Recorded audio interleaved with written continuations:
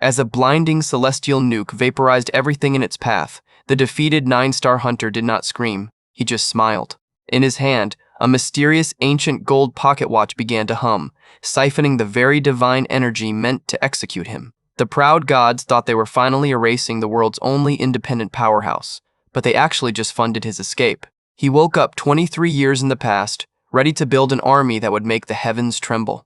Let us see how it all started. It all started when massive dimensional gates tore open across the sky. Monstrous beasts poured into our world, instantly throwing humanity into pure chaos as society collapsed under the weight of the invasion. The skies burned as once great cities were reduced to rubble. Survivors were trapped in a living nightmare, completely at the mercy of monstrous hordes that destroyed everything in their path. But just when hope seemed lost, special individuals awakened to the power of a game-like system. They took up weapons as hunters to fight back against the darkness. By clearing dangerous gates, these survivors leveled up from humble 1-stars all the way to powerful 7-stars. Little by little, they reclaimed the ruined Earth. 7 legendary hunters even reached the mythical 9-star status by forming contracts with divine entities called constellations. They formed the 7 noble houses and took absolute control of the world. But there was one massive outlier in history. This is Chinen Ryoga, the first person ever to reach 9-star strength without a single constellation blessing. The elite rulers were not about to let an independent powerhouse threaten their monopoly. The 7 noble houses and the constellations decided Ryoga had to go. They turned East City into a blazing war zone, engulfing it in a hellfire of divine and magical attacks. The entire city is laid to waste just to corner a single man. To put down one rogue 9-star hunter, the ruling class sacrifices thousands of innocent lives without a second thought. They treat the entire city like an expendable chessboard. Emerging from the smoke is the flag of the Romanov house. They are one of the elite noble families battling for total dominance, and it seems they finally decided to show up to the party. Ryoga is on his absolute last legs, panting heavily. The sheer exhaustion of fighting off an entire army has caught up to him, his body covered in sweat and grime. He drops heavily to his knees on the bloody ground. His strength is entirely spent after the relentless onslaught of magical fire. Clenching his teeth, Ryoga spits out the name of the man who orchestrated this entire betrayal, Dmitri. The anger in his eyes is palpable. Standing high up on the ruins, Dmitri looks down at the fallen necromancer with a chilling, self-righteous expression. He holds all the cards in this confrontation. Dmitri smugly notes that even a self-made 9-star has finally met his ultimate limit. He speaks with the absolute arrogance of someone backed by a god. Ryoga looks up at his executioner, demanding to know why they are going to such extreme lengths just to kill him. He wants the truth before the end.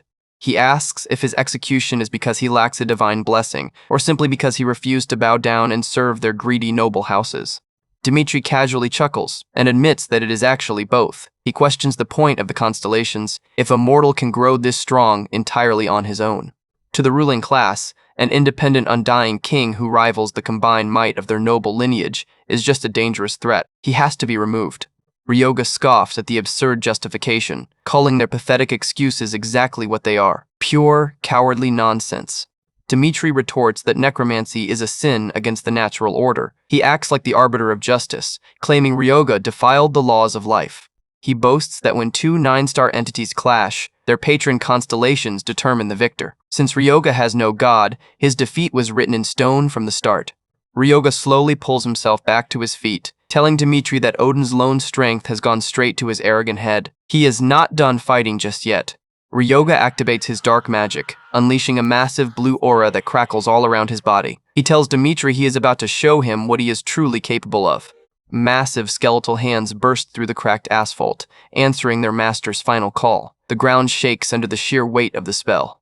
Ryoga activates his ultimate dark magic regeneration, channeling the Forbidden Eclipse art to its absolute limit. Dark energy swirls around him like a violent hurricane. A giant storm of pure death erupts into the sky, unleashing his most devastating transcendent technique. The death field completely blots out the light. Hundreds of glowing, blue-eyed skeletons rise behind Ryoga, forming a terrifying wall of bone ready to tear apart anything in their path. Dmitri is genuinely stunned to see Ryoga still has this much energy left. He quickly conjures a massive sun of golden holy fire to eradicate Ryoga's soul once and for all. Floating high in the air, Dmitri prepares to drop his celestial nuke. He believes his god's power will easily wash away the army of the dead. Ryoga realizes his death field won't be enough to completely block the attack, so he decides it is time to gamble everything on his secret trump card. Dmitri fully unleashes the peerless curse of Odin's Eye, activating a transcendent level of magic that vaporizes the surrounding air. The bright star symbol glows with blinding intensity. A titanic sphere of burning cosmic energy detonates, engulfing the entire battlefield in a blinding shockwave. The power of the constellation is absolute. The devastating magic pillars into the sky, melting concrete and reducing the surrounding skeletons to ash in a matter of seconds. The destruction is total. Yet amidst the incinerating flames, Ryoga stands there with a wild, defiant grin plastered across his face. He is completely unbothered by his impending doom. Dmitri looks down through the smoke, utterly baffled and enraged that his dying opponent is actually laughing in his face. It makes his blood boil. He screams in frustration, unable to comprehend how a defeated godless insect could show such absolute disrespect at the very end. Inside Ryoga's hand lies a mysterious ancient gold pocket watch. It begins to hum with a strange dormant power as the gears get ready to turn. The system suddenly flashes a warning. Kronos' pocket watch has detected the raw constellation power flowing from Dmitri's celestial attack. The artifact is waking up. The watch locks onto the stolen divine energy, meeting its activation requirements to send the player back to his past. The temporal shift begins.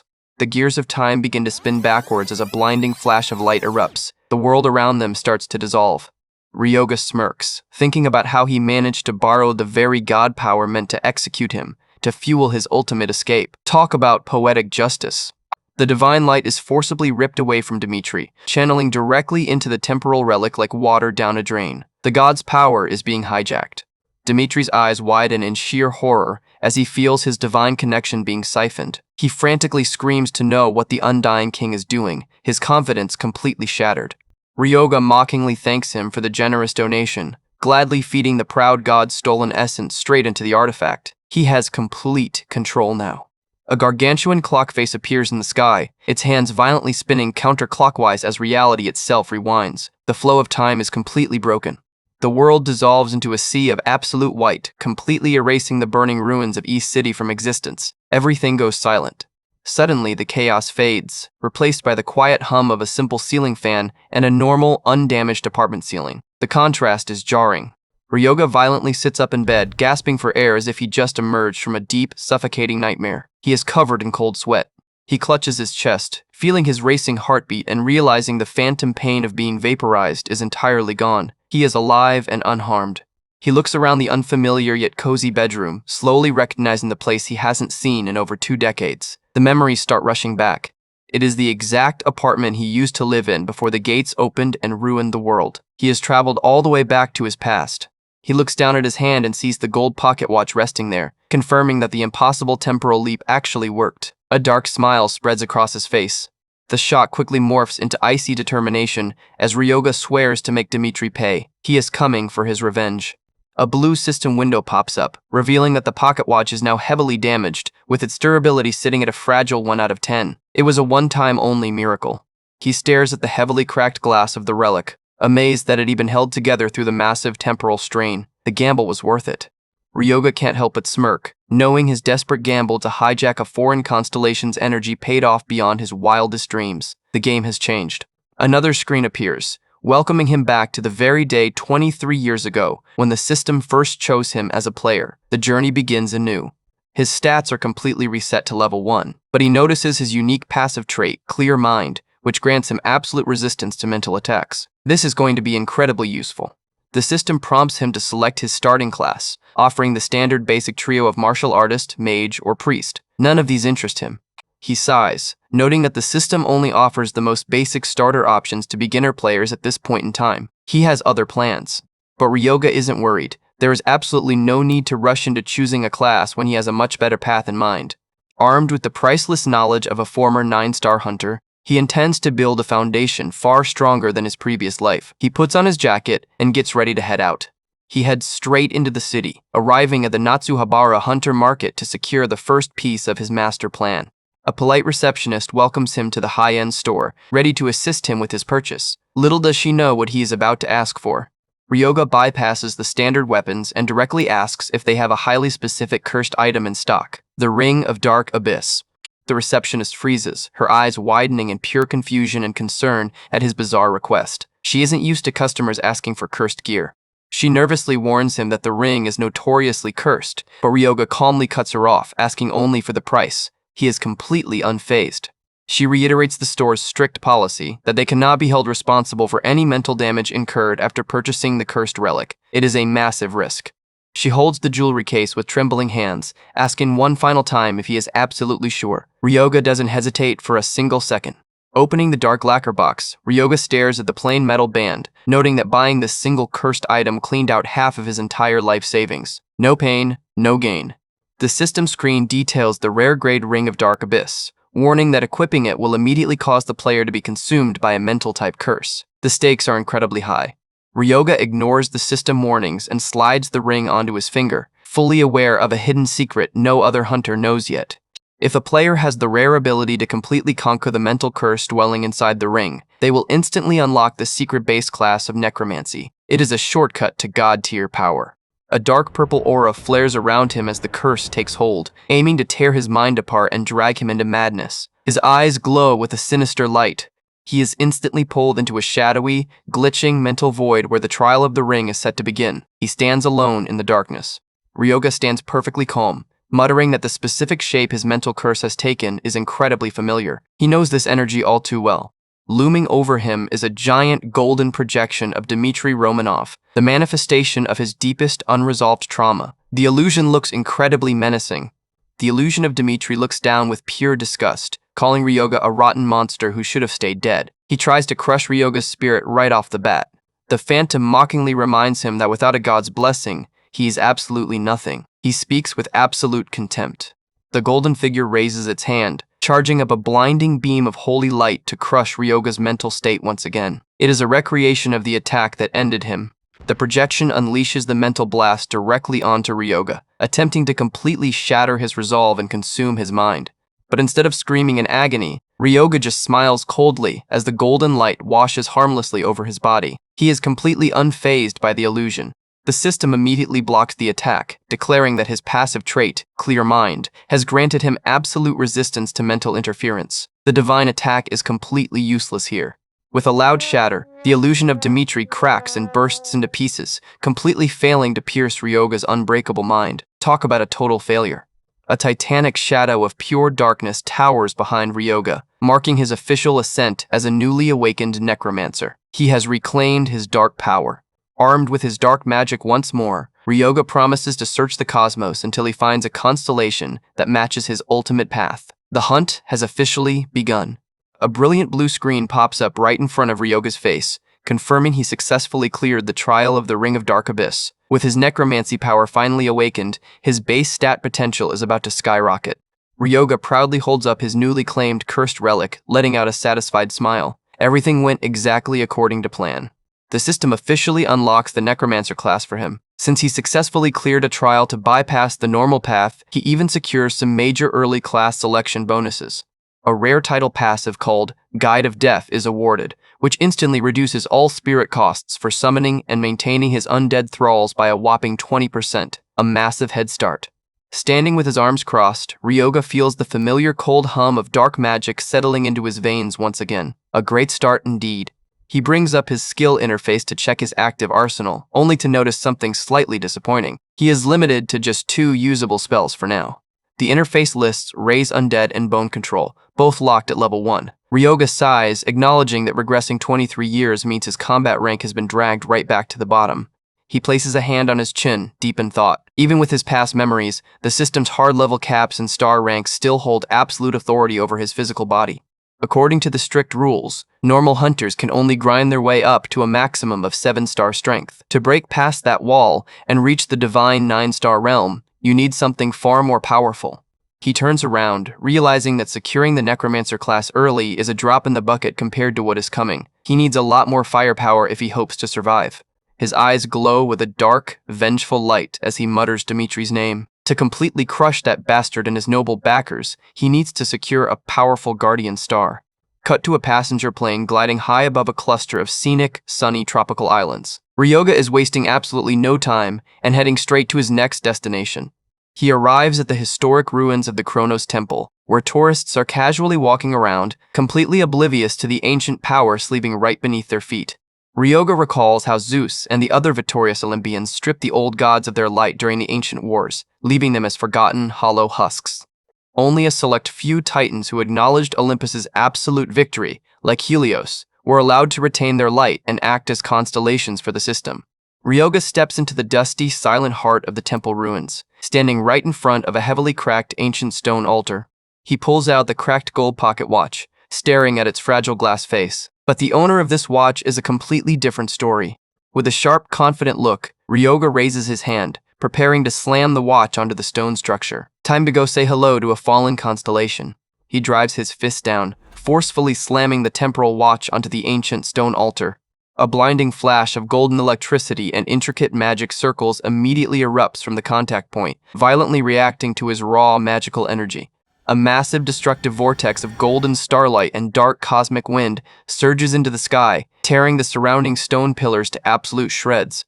The entire temple hall is completely transformed into an ethereal, starlit domain, distorting physical space itself. Talk about an entrance. Ryoga stands perfectly still in the center of the glowing sanctuary as a booming, ancient voice echoes from the shadows, demanding to know who goes there. He looks up calmly, unfazed as the powerful voice roars, asking what foolish mortal dares to behave so rudely in his sacred presence. A colossal spectral face with glowing blue eyes and a massive white beard materializes in the starry mist, radiating an intense pressure. Ryoga looks like a tiny speck standing before the towering, godlike phantom of the dethroned king of the Titans, Kronos. Kronos narrows his glowing eyes, staring down at the human intruder with deep suspicion and intense curiosity. He zeroes in on the gold watch dangling from Ryoga's fingers, asking in disbelief if a mere human was truly the one who turned back the hands of time. The massive titan leans in closer, studying the young hunter with a mixture of awe and sheer amusement.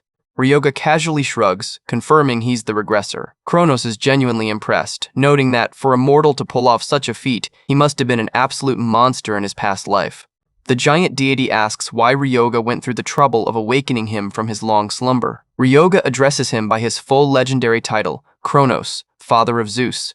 Kronos crosses his massive arms, a dark shadow falling over his face as Ryoga recounts the myth of the Titan King who swallowed his own children to prevent his downfall. Ryoga looks the ancient giant dead in the eyes and drops a massive question. He asks if Kronos wants his revenge. The Titan's eyes widen in sheer shock, completely caught off guard by the human's audacity. Ryoga confidently proposes a deal. If Kronos becomes his guardian star, they can work together to secure their mutual revenge. Kronos laughs mockingly, asking how a mere human could ever hope to bring down Olympus. A hostile purple pressure flares around the Titan as he warns Ryoga not to underestimate the sheer terrifying might of the Olympian gods. Ryoga clenches his fist, reminding the deity that his record speaks for itself. He reached the peak 9-star strength entirely on his own, without any divine help. He stands tall, declaring that the target of his vengeance includes Zeus and the rest of the arrogant Olympus pantheon. It is not just the Romanov house. All 7 noble houses who turned a blind eye to his betrayal are on his absolute hit list. Kronos strokes his beard thoughtfully. He realizes that if Ryoga defeats the Karamanlis house, the Greek gods will lose all their influence on Earth. Kronos smiles, noting that for someone tapping into a Titan's ancient grudge, Ryoga's current ambition seems surprisingly small, but he is highly intrigued. The Titan King smirks, questioning why someone powerful enough to trigger his pocket watch would choose the dark, taboo path of a necromancer. The system explains that constellations don't contract with the strongest mortals, but rather with those whose very origin and inner nature resonate with their own.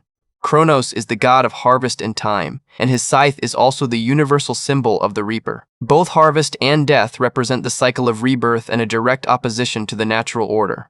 Kronos looms over Ryoga, asking if the human truly understands the weight of binding his dark nature to a Titan's ancient essence. The giant roars, his voice shaking the temple pillars as he tells the human not to get ahead of himself with arrogant boasts. As the magical winds whip around him, Ryoga stands his ground, asking Kronos if he really plans to stay sealed here forever, stripped of his power and his name. Ryoga tells him it is fine if he would rather stay weaker than the Olympus constellations for the rest of eternity. He begins to walk away, letting his words hang in the air. He says he came here believing Kronos would choose revenge, even if it meant changing his very nature. The Titan King grinds his teeth in frustration, realization hitting him like a truck. Kronos clenches his fist as a bright, golden energy begins to swirl around him. He admits there is no other option, and he has not forgotten his grudge for a single second. He agrees to the pact, fully aware that reversing his divine nature to align with a necromancer will bring unimaginable pain, but rebirth always requires suffering. Kronos reaches down, enveloping Ryoga in a massive, swirling torrent of golden celestial energy, telling him that if he can endure this pain, he will become his guardian star. Ryoga is violently lifted into the air, caught entirely off guard by the sudden, overwhelming rush of divine force. The Titan's massive hand hovers above him as he speaks the words of power, formally naming Ryoga as his chosen mortal champion. Ryoga's eyes widen in absolute shock as the system screen flashes a brand new, highly unexpected title. He can't believe he's being called a saint. The gold light fuses with his body, forcing him to receive Kronos' divinity. The system explains that saints serve as a constellation's direct earthly agent. But there's a massive problem. A necromancer's dark attribute and a saint's holy attribute are completely incompatible. The two opposing forces begin to violently clash inside his body. Ryoga collapses to his knees, clutching his chest as gold and black lightning crackles across his skin. If he loses consciousness now, his soul will be completely torn apart. The spectral figure of Kronos watches in tense silence as his chosen champion battles to contain the chaotic mixture of light and dark. Sweat pours down Ryoga's face as he grits his teeth, forcing his mind to stay focused through the absolute agony. He lets out a final, pained scream as a massive shockwave of dark and holy magic detonates outwards, completely filling the screen. The scene abruptly cuts to a quiet, modern airport terminal with sliding automatic glass doors opening smoothly. A stylishly dressed traveler steps out into the arrivals lobby, pulling a gray suitcase behind them. Ryoga, wearing a sharp black leather jacket, lets out a relaxed smile as he breathes in the fresh air, muttering that Japan really is the best. Suddenly, a tiny, adorable chibi version of Kronos floats up behind his shoulder, dramatically stating that the flow of time truly is grand and cruel. Ryoga looks back with an incredibly deadpan expression, completely embarrassed by his tiny floating companion. The tiny titan floats upside down, looking exceptionally proud of himself, despite being the size of a plush toy. The system announces the arrival of a new star in the pantheon. Ryoga mutters about how he's acting high and mighty without even granting a single active blessing. Because Kronos has no actual mortal followers yet, he has zero constellation power to share. But the old god is still absolutely thrilled just to be back. To bring Kronos back, Ryoga had to force his divine concept into the mold of a reaper by utilizing the shared symbolism of the scythe. Chibi Kronos floating next to him crosses his arms, explaining that since they bypass the natural order, they will have to spread his name far and wide to regain his true power. The tiny titan points a finger at Ryoga, declaring that since he made him his saint, Ryoga is now responsible for making his name echo across the globe. Ryoga sighs deeply, walking through the airport while ignoring the floating miniature god. This entire situation is completely unprecedented. A saint is the absolute peak of the priest line. Ryoga opens his status window to check how the system handled this ridiculous dual-class setup. The system confirms the class. Saint of the White Knight is active, granting him a 30% boost to holy spell efficiency and completely removing all class penalties for using necromancy. He gains the unique passive White Knight, which lets him freely convert holy power and equip any priest or magic-type gear with zero restrictions. Ryoga looks at the swirling golden and dark purple energies in his status screen, amazed that he is successfully channeling both holy and spirit magic simultaneously. Combining the dark forces of a necromancer with the pure, life-giving holy spells of a saint is an absolutely broken build. Tiny Kronos boasts that a guardian star never chooses their champion at random, implying he planned this incredible outcome from the very start. Ryoga just chuckles at his smugness. He taps his chin, a sinister, knowing smirk spreading across his face as he plans his next move. Ryoga thinks to himself that at this specific point in time, the old lodging gate should be just right. The final scene shows a breathtaking, sunlit magical forest known as the Ancient Garden, the perfect place to test out their new power. Ryoga walks through a bustling plaza where a giant glowing blue portal floats in midair. This is a fixed gate, a permanent rift where beginner hunters gather to grind. A blue info screen pops up, detailing the Ancient Garden. It's a low-level 1-star dungeon, perfect for testing his newly unlocked powers. Ryoga stands before the swirling energy of the portal, casually observing the crowds of rookies looking for parties to explore the gate safely. The entire area is packed with loud, excited chatter as beginner hunters form groups, trying to assemble balanced teams before stepping through. Suddenly, a voice calls out to him from behind, asking if he'd like to join their team since he's currently solo. A trio of novice hunters, A spiky-haired knight, a blonde archer, and a female thief look at Ryoga expectantly, offering him a spot in their party. Ryoga doesn't even slow down, casually slipping his hands into his pockets as he brushes past them and turns them down flat. The knight leader looks completely taken aback by the blunt rejection, raising a hand in awkward surprise. The blonde archer scoffs in disbelief, muttering about how a rookie hunter actually thinks he can survive entering a portal entirely solo. Ryoga smirks as he approaches the portal, completely unfazed by their warnings. At his current level of skill, going solo isn't just easy, it's highly preferred. A system message flashes across his vision as he steps through the blue energy, officially welcoming him to the ancient garden. He emerges into a quiet, sun-dappled forest, the rustle of leaves filling the air as he begins his trek. Hearing a faint rustle in the nearby bushes, Ryoga chuckles to himself. The classic monster ambush pattern never gets old. He calmly pulls his hands out of his pockets, a dark look crossing his face. A screeching goblin suddenly drops from the canopy, lunging directly at his head with a rusty dagger. The green-skinned monster bared its teeth, descending with a murderous look in its red eyes. The goblin swings its blade with blinding speed, but Ryoga easily avoids the attack with a fluid, effortless sidestep.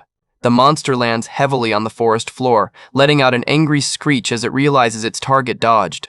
Ryoga looks down at the beast with an incredibly cold, unimpressed glare, mockingly thanking it for coming all the way out here to die. He activates his unique hybrid trait, White Knight, instantly converting his Holy Saint power into Dark Spirit energy.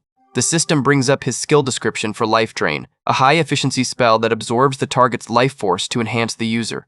Ryoga points his hand toward the screaming monster, unleashing a swarm of dark energy that wraps around its neck. The goblin's vital essence is forcibly extracted as white mist, and Ryoga notes that holy and spirit power feel surprisingly similar when manipulated. The goblin struggles desperately, gasping for air as its life force is violently siphoned away. Ryoga absorbs the stolen energy, feeling a warm rush of physical power surge through his muscles. A blue notification confirms the successful siphon, officially absorbing the goblin's life force into his own stats. The dried-up goblin corpse collapses onto the grass, completely drained of life as Ryoga stands victoriously. His status screen immediately updates, showing a steady increase in both his agility and strength stats. Killing with life drain actually raises his stats directly. He realizes that if he kills 25 goblins using this method, it's the exact equivalent of gaining an entire level. Talk about an infinite stat hack. A massive golden LEVL up screen flares over a pile of dead goblins as his power surges to the next level. Tiny Chibi Kronos pops out of the spirit world with a smug, roaring laugh, asking his contractor if he is pleased. Ryoga smiles as he clenches his fist, feeling the massive increase in his physical power. Chibi Kronos floats around proudly, admitting he has to hand it to Ryoga. His master plan is working beautifully. Ryoga looks down at the freshly slain goblin corpse lying on the grass, ready to move on to the next phase. Teal flames of dark magic begin to wrap around his hand as he prepares to test his primary Necromancer spell. The dark energy seeps into the dead goblin's head, turning its hollow eyes into pools of burning blue light. Ryoga chants the spell with glowing eyes, commanding the dead to answer his call and rise. The dead monster's fingers begin to twitch as the dark magic binds directly to its bones. The corpse splits open as dark teal fire erupts, remolding its flesh into a muscular zombie goblin. Ryoga watches with satisfaction as his very first undead thrall pulls itself up from the dirt, ready to serve. The system evaluates the summon, noting that the high completion rate has boosted all of its stats by over 90%. The terrifying undead goblin glares forward with sharp teeth, classified as a formidable one-star zombie. Ryoga smirks, highly pleased with the massive stat boost. He knows this guy will easily pull its weight here in the ancient garden. The zombie goblin stands faithfully at his side, waiting for its very first command. Suddenly, 3 wild goblins crash through the bushes, screeching as they lunge forward to attack. Ryoga and his zombie soldier look down at the incoming monsters with absolute calmness. Folding his arms, Ryoga decides it is time to run a live combat test and gives the order to attack. The zombie goblin charges with terrifying speed, leaving a trail of dark teal energy in its wake. It lands a devastating punch, completely shattering a living goblin's face in a single strike. The remaining wild goblins screech in sheer terror as they witness their comrade being effortlessly torn apart by a corpse. One of the goblins manages to land a deep slash across the zombie's neck, but the undead doesn't even flinch. The zombie goblin grabs the attacking monster by the neck and snaps it with a single, brutal twist. Ryoga stands calmly beside the carnage, utilizing his unique White Knight trait to keep siphoning more stats. In the background, the zombie goblin continues its brutal beatdown on the final surviving attacker. Ryoga points his hand, casting life drain on the struggling goblin as dark energy wraps around its body. The monster shrieks in agony as its life force is violently extracted and added to Ryoga's pool. He looks at the fresh bodies littering the grass, wondering if he can drain life force from the dead too. His stats update again with another boost to both agility and strength. Turns out corpses work perfectly fine, giving life drain a massive range. He decides it is time to speed things up and farm the entire dungeon at lightning speed. Multiple pairs of glowing red eyes begin to peer out from the dark, dense foliage as a massive goblin horde gathers. There is an old saying passed down among necromancers. Once you manage to defeat your first enemy, you are already halfway to your goal. Ryoga stands completely unfazed as his first zombie goblin waits faithfully behind him, ready to prove that saying right. Dark magic flares around him as he chants the spell once more, summoning his new legions. He looks over his newly summoned squad of glowing undead goblin soldiers with a sinister smirk. This is it. He confidently leads his new horde deeper into the forest, realizing that necromancers really are the absolute best. His undead squad collides with a massive wave of wild goblins, unleashing a chaotic, bloody melee. One of his zombie goblins drives its fist straight through a living goblin's chest with brutal force. The undead fight with absolute fearlessness, completely ignoring any pain or damage they receive. Blood splatters across the forest floor as Ryoga's army systematically massacres every monster in the zone. With the battle finished, Ryoga stands amidst the bodies while Chibi Kronos floats nearby, complaining that he wants his contractor to have some dignity in battle. Ryoga looks back casually at the tiny complaining god, telling him to get used to it because this is exactly how necromancers fight. A system notification flashes, confirming he has officially reached his maximum number of controllable undead at 20 out of 20. He stands proudly, flanked by his formidable army of 20 glowing undead goblin soldiers. A close-up of Ryoga's hand shows it still radiating with residual dark magic. Suddenly, his zombie goblins snap their heads to the side, sensing nearby intruders. His soldiers prepare for a fresh bite as a loud rustling noise comes from the nearby bushes. In the clearing, a group of rookie hunters is running for their lives from a horde of monsters. An archer in their party draws back his bow, unleashing a fiery magical projectile. The burning arrow strikes an incoming goblin, exploding in a bright flash of flame. Ryoga raises his hand, ordering his undead soldiers to stand down and wait. He glares coldly into the foliage, commanding the hidden scouts to stop hiding and show themselves. Heavy armored boots step onto the soft forest grass as the intruders slowly walk out into the clearing. The three rookie hunters from the entrance step forward, looking completely exhausted and terrified. Chibi Kronos pops out near Ryoga's head, whispering to ask what is going on. Ryoga stares at them, his eyes narrowing as his memories spark. He realizes these are the twin shadow hunters. His face turns dark and murderous as he remembers their true identity. These are the exact people who tried to assassinate him before he regressed. Ryoga looks over at the beginner hunters, slowly recognizing them. In his past life, these guys were an absolute pain to deal with. He observes them closely from a distance, noting that they don't look particularly strong or intimidating at this early one-star stage. He remembers that back then there were originally only 2 of them on the team instead of 3. The rookies seemed to be struggling to keep their party organized. Fortunately, they only accepted an assassination contract in his past life, meaning there wasn't any real personal bad blood between them. It was strictly business. Yuma looks at Ryoga's army of zombie goblins with cold sweat on his brow, nervously asking if Ryoga is the one controlling them. Ryoga reflects on the state of the world, knowing that the Necromancer class won't actually become widely known or documented until much later in history. Ryoga gives a calm shrug, confirming they are his summons while his undead vanguard stands obediently behind him. His eyes glint as he makes a highly calculated offer to the rookie party. He tells them he needs someone to carry his loot so they could be a huge help. He realizes these rookies probably became hunters just to make some quick cash anyway, making them highly susceptible to a good business deal. Yuma is completely stunned by the sudden, bizarre proposal, staring back blankly as he tries to process it. The party looks completely dumbfounded by the sheer unbothered arrogance of his offer. The thief girl immediately pulls Yuma aside, whispering frantically that they absolutely cannot trust a shady guy like him. The blonde archer chimes in, pointing out that Ryoga's skills are incredibly abnormal and highly suspicious. The archer continues to whisper, admitting he has never even heard of a hunter who can summon zombies.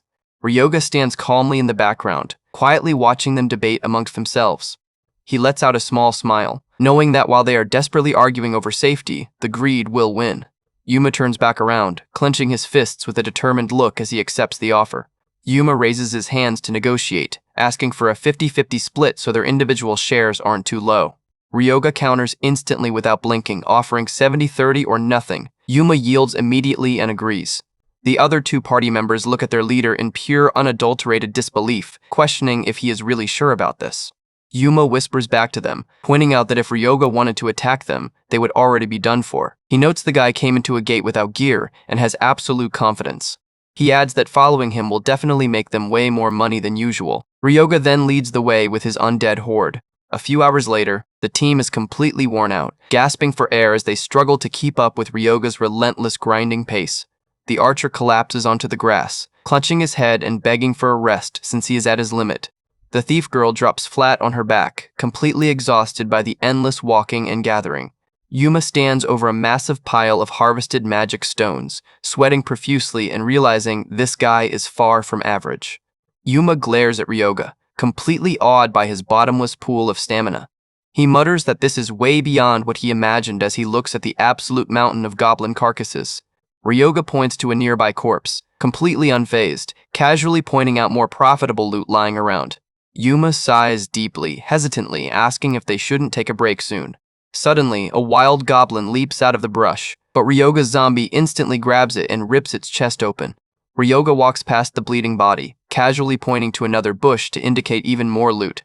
Ryoga tells the shell-shocked Yuma to take his time, claiming he isn't trying to rush them at all. The three rookies stare at his back with absolute dread, realizing they are dealing with a complete monster. The rogue girl mutters in a cold sweat that there is no way this guy is human. Ryoga stands comfortably among the dead goblins, deciding to check his stats and bringing up his holographic screen. A pentagonal stat chart appears, showing his physical limits expanding rapidly.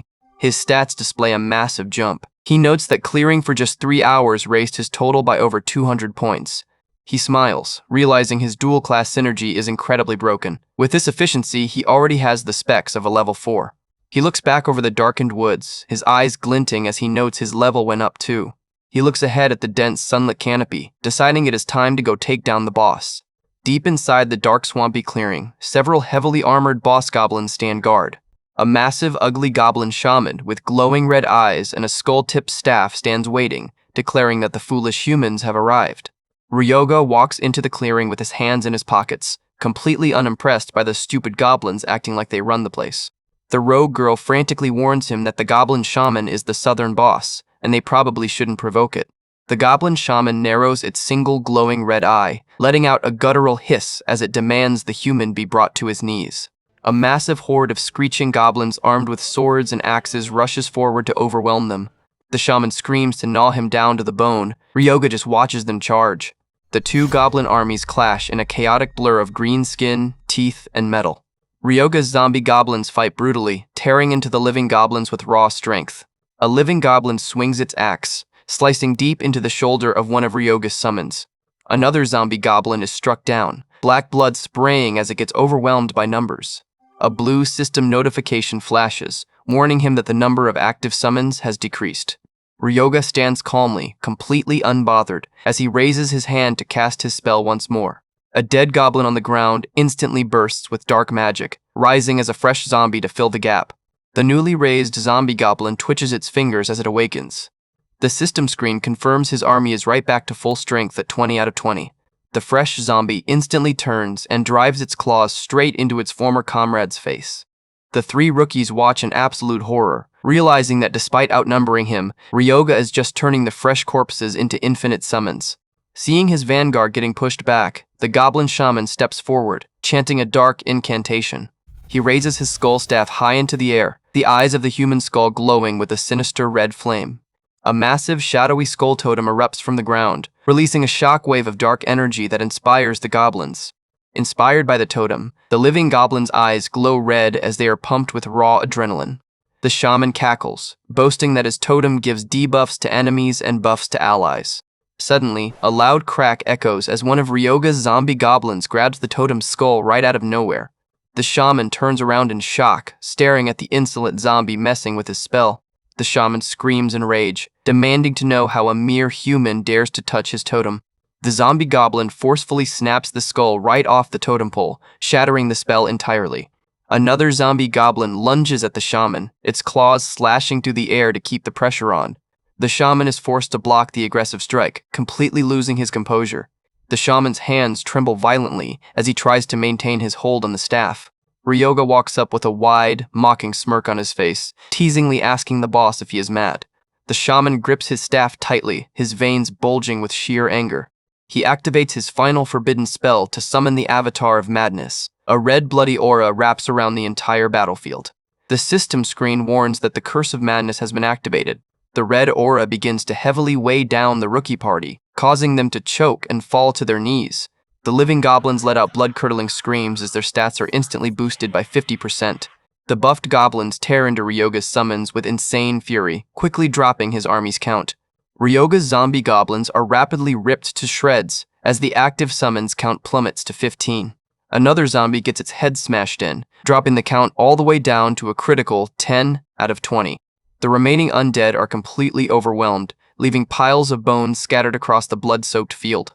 Ryoga stands calmly amidst the destruction, completely unbothered as he notes that the staff was the boss's trump card all along. The shaman points his staff mockingly, cackling that the human is powerless before his magic. Ryoga just lets out a dark, mocking laugh, noting that the staff is made of bone and filled with goblin grudges. He smirks, his eyes glowing with an icy, dangerous blue light, declaring that this is going to be a cakewalk. The skull staff in the shaman's hands suddenly begins to rattle and shake violently. With a loud snap, the bone staff tears itself right out of the shaman's grip, flying straight through the air. Ryoga catches the skull staff effortlessly, instantly interrupting the shaman's spell. Talk about a clean steal. The goblin shaman frantically clutches at the empty air, screaming in absolute panic to know what Ryoga just did to his precious relic. A blue system notification pops up, confirming that the spell has been completely broken and the goblins are suffering a massive stat reduction backlash. Ryoga catches the skull staff with a smug grin, looking down at the panicked shaman and mocking his favorite curse. He casually flips the skull-top staff in his hand, channeling a steady stream of dark telekinetic magic directly into the bone structure. A blue system window pops up, confirming that his level 1 bone control is active and ready to manipulate any skeletal object within range. Ryoga aims the sharp wooden end of the staff directly at the shaman's chest, his eyes glowing with cold determination. He prepares to throw the staff, channeling his telekinetic force through his fingers to maximize the projectile's impact. With a sharp flick of his wrist, Ryoga launches the staff forward, sending it flying through the air like a deadly wooden spear. The goblin shaman freezes in absolute terror, his red eyes widening as he realizes there is no way to dodge the incoming projectile. The sharp end of the staff stabs directly through the shaman's chest with a sickening crunch, pinning him to the ground. The shaman coughs up a spray of black blood, gasping weakly as the raw, dark magic completely drains his remaining life force. The shaman falls dead on his back, granting Ryoga massive stat boosts from the boss-level life drain. Ryoga smirks, realizing the effort was well worth it. He takes a deep breath, feeling his muscles surge with new strength as the siphoned stats integrate into his body. The 3 rookie hunters slowly emerge from the bushes, staring at the field of goblin corpses in absolute, jaw-dropped silence. Ryoga leans over the dead shaman, pulling his staff out of the carcass to collect the most important part. He carefully drains some of the shaman's dark blood into a small glass bottle, slipping it safely into his leather jacket pocket. He turns back to the shell-shocked rookies, dusting off his jacket and telling them he will leave the magic stone cleanup to them. Yuma and his teammates look at the mountain of dead monsters, still struggling to process the sheer scale of the slaughter. Cut back to the outside world, where the modern skyscrapers of the city tower over the park entrance. Ryoga steps out of the swirling blue portal, stretching his arms as he walks onto the clean pavement. The 3 rookies follow close behind, groaning under the weight of their massive backpacks, which are stuffed to the brim with glowing magic stones. The surrounding hunters outside begin to whisper in absolute shock, unable to believe a tiny 4-person party cleared the entire zone and gathered such a massive haul. Yuma wipes the sweat from his forehead, asking if they should just take the stones to a standard merchant in Natsuhabara. Yuma argues that if they want to get a fair price for a haul this massive, they should sell the stones themselves rather than using a middleman. Ryoga narrows his eyes with a cold, piercing glare, halting them in their tracks and asking if they really expect him to trust people he only met today. The rookies instantly freeze in sheer terror, sweat pouring down their faces, until Ryoga lets out a relaxed grin and tells them he is just kidding. Ryoga leans casually against a nearby bench, asking what they think the total payout will be. Yuma estimates it should be roughly 6 million. Yuma gestures to the skull staff Ryoga is holding, warning him that it probably won't sell for much on the open market. Ryoga looks down at the weapon with interest, and Yuma explains it has highly restrictive class requirements and awkward stat options. A blue system window details the Staff of Grudges, noting that equipping it grants immense spirit but eats away at the wearer's mind. Ryoga smirks, knowing why other classes can't use it. Only priests can equip it, but priests can't use spirit magic to begin with. Ryoga casually says he will take it and tells them to just deduct it when they settle the payout. Yuma is shocked he actually wants it. Yuma shakes his head, insisting that they never could have gotten any of this loot without him in the first place. Yuma insists they will just act like the staff was never part of the haul and give it to him for free. Yuma looks at his teammates to confirm, and the rogue girl and Archer nod in complete agreement, happy to follow their leader's call. Ryoga smirks, walking past them and muttering that this kind of loyalty is exactly what he likes about this team. Ryoga turns to them with a wave, calling them the rookies and telling them to get ready to dive again tomorrow. The party shouts excitedly in agreement. The next day, the scenery transitions to a lush green forest as the system announces their return to the ancient garden. Ryoga is already walking, letting his zombie goblins easily clear out the vanguard enemies. Ryoga glances back over his shoulder, checking on his teammates' progress. He looks at the exhausted rookies panting on the grass, asking if they think they can still keep going. Yuma smiles weakly, completely drained, admitting he is pretty much done for today and his bag is already full. Ryoga rolls his eyes at their low stamina, telling them it is fine and they can head back early. He watches them walk back toward the entrance, safely surrounded by his undead escort. Chibi Kronos floats near his shoulder, asking if Ryoga deliberately sent them away because it was too obvious.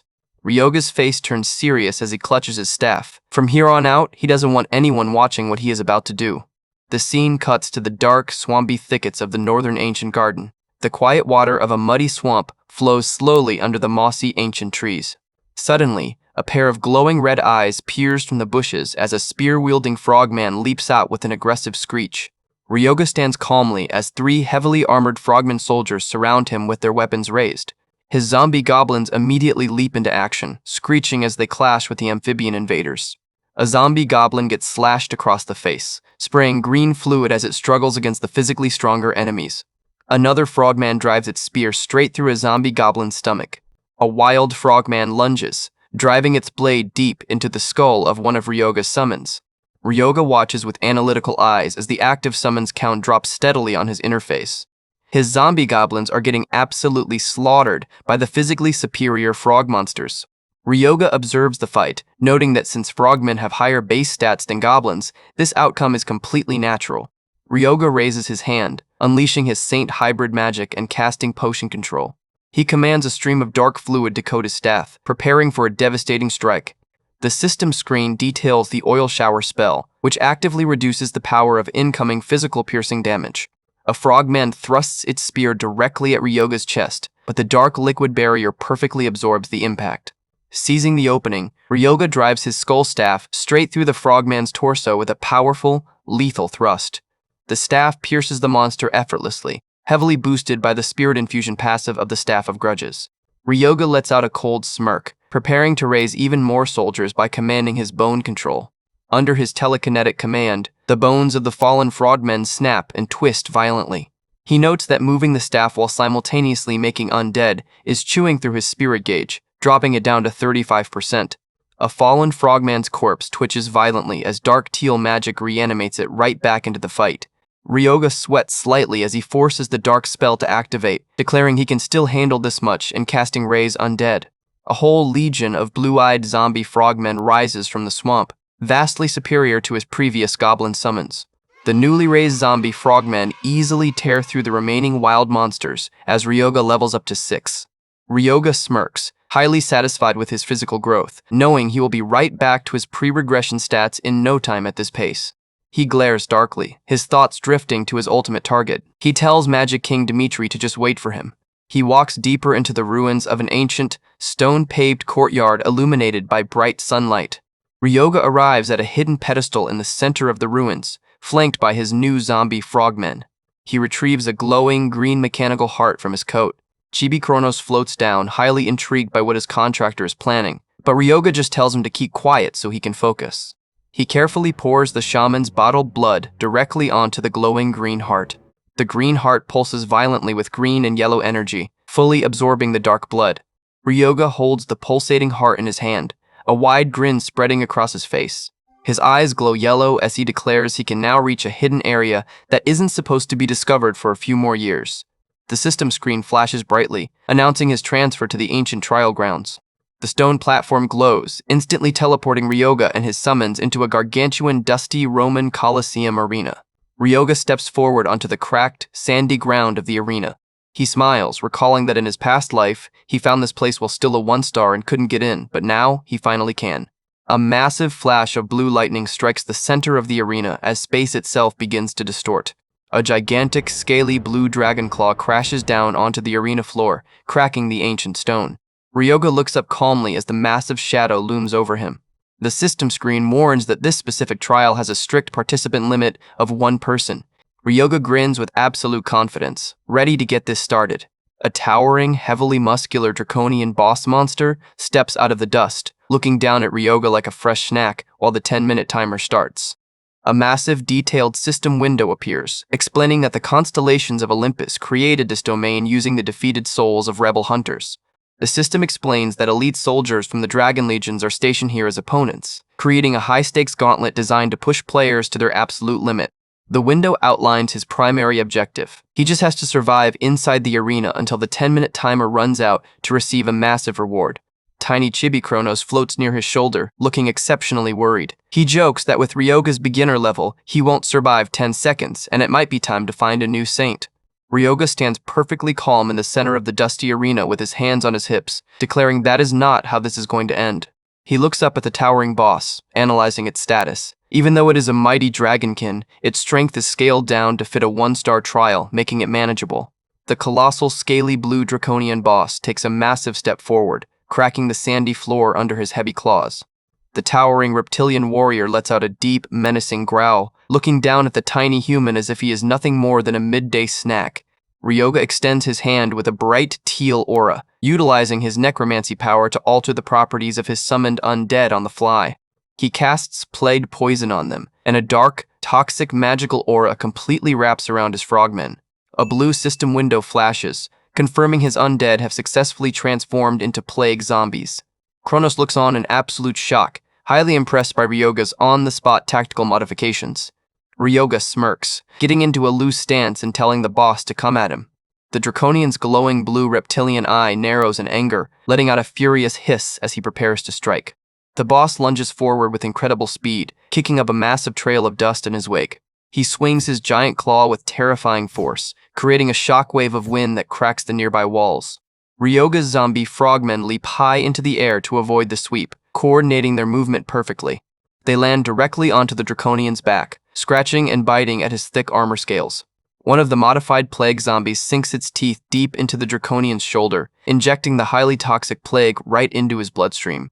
The boss roars in frustration, trying to shake them off, but the undead hold on with absolute grip.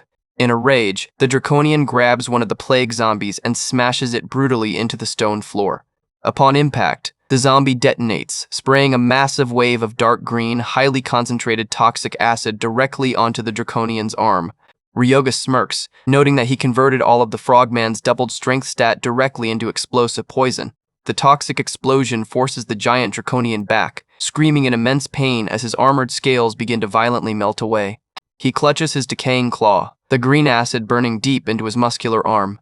The boss lets out a furious screech, glaring at the human with absolute hatred. Ryoga stands casually holding his staff, complimenting the tough bastard for handling the toxic acid so well.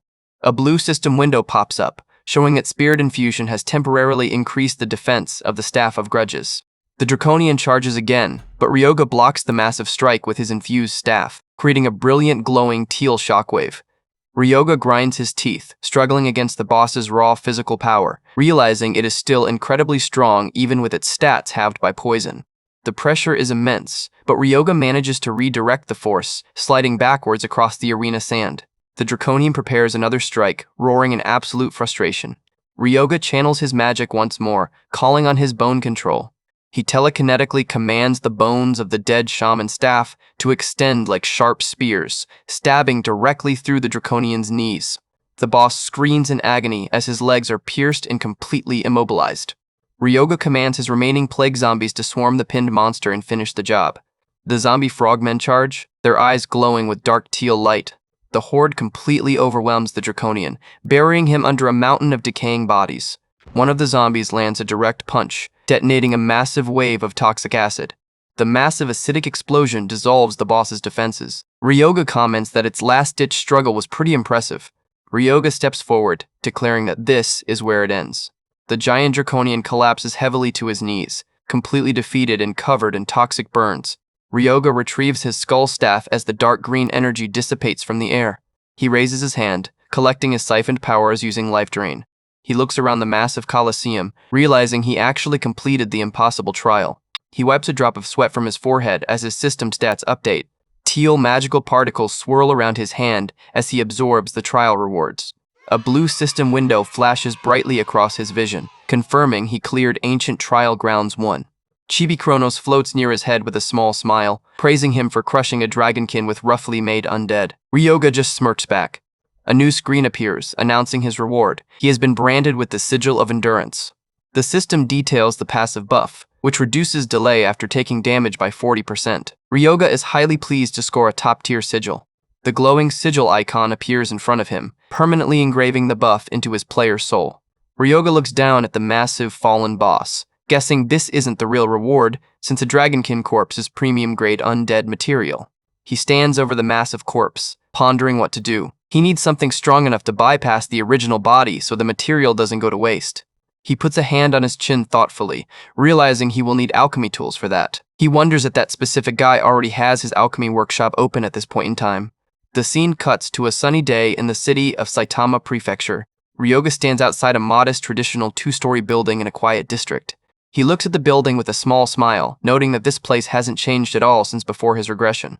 Suddenly, a loud explosion erupts from inside the building, blowing out the windows.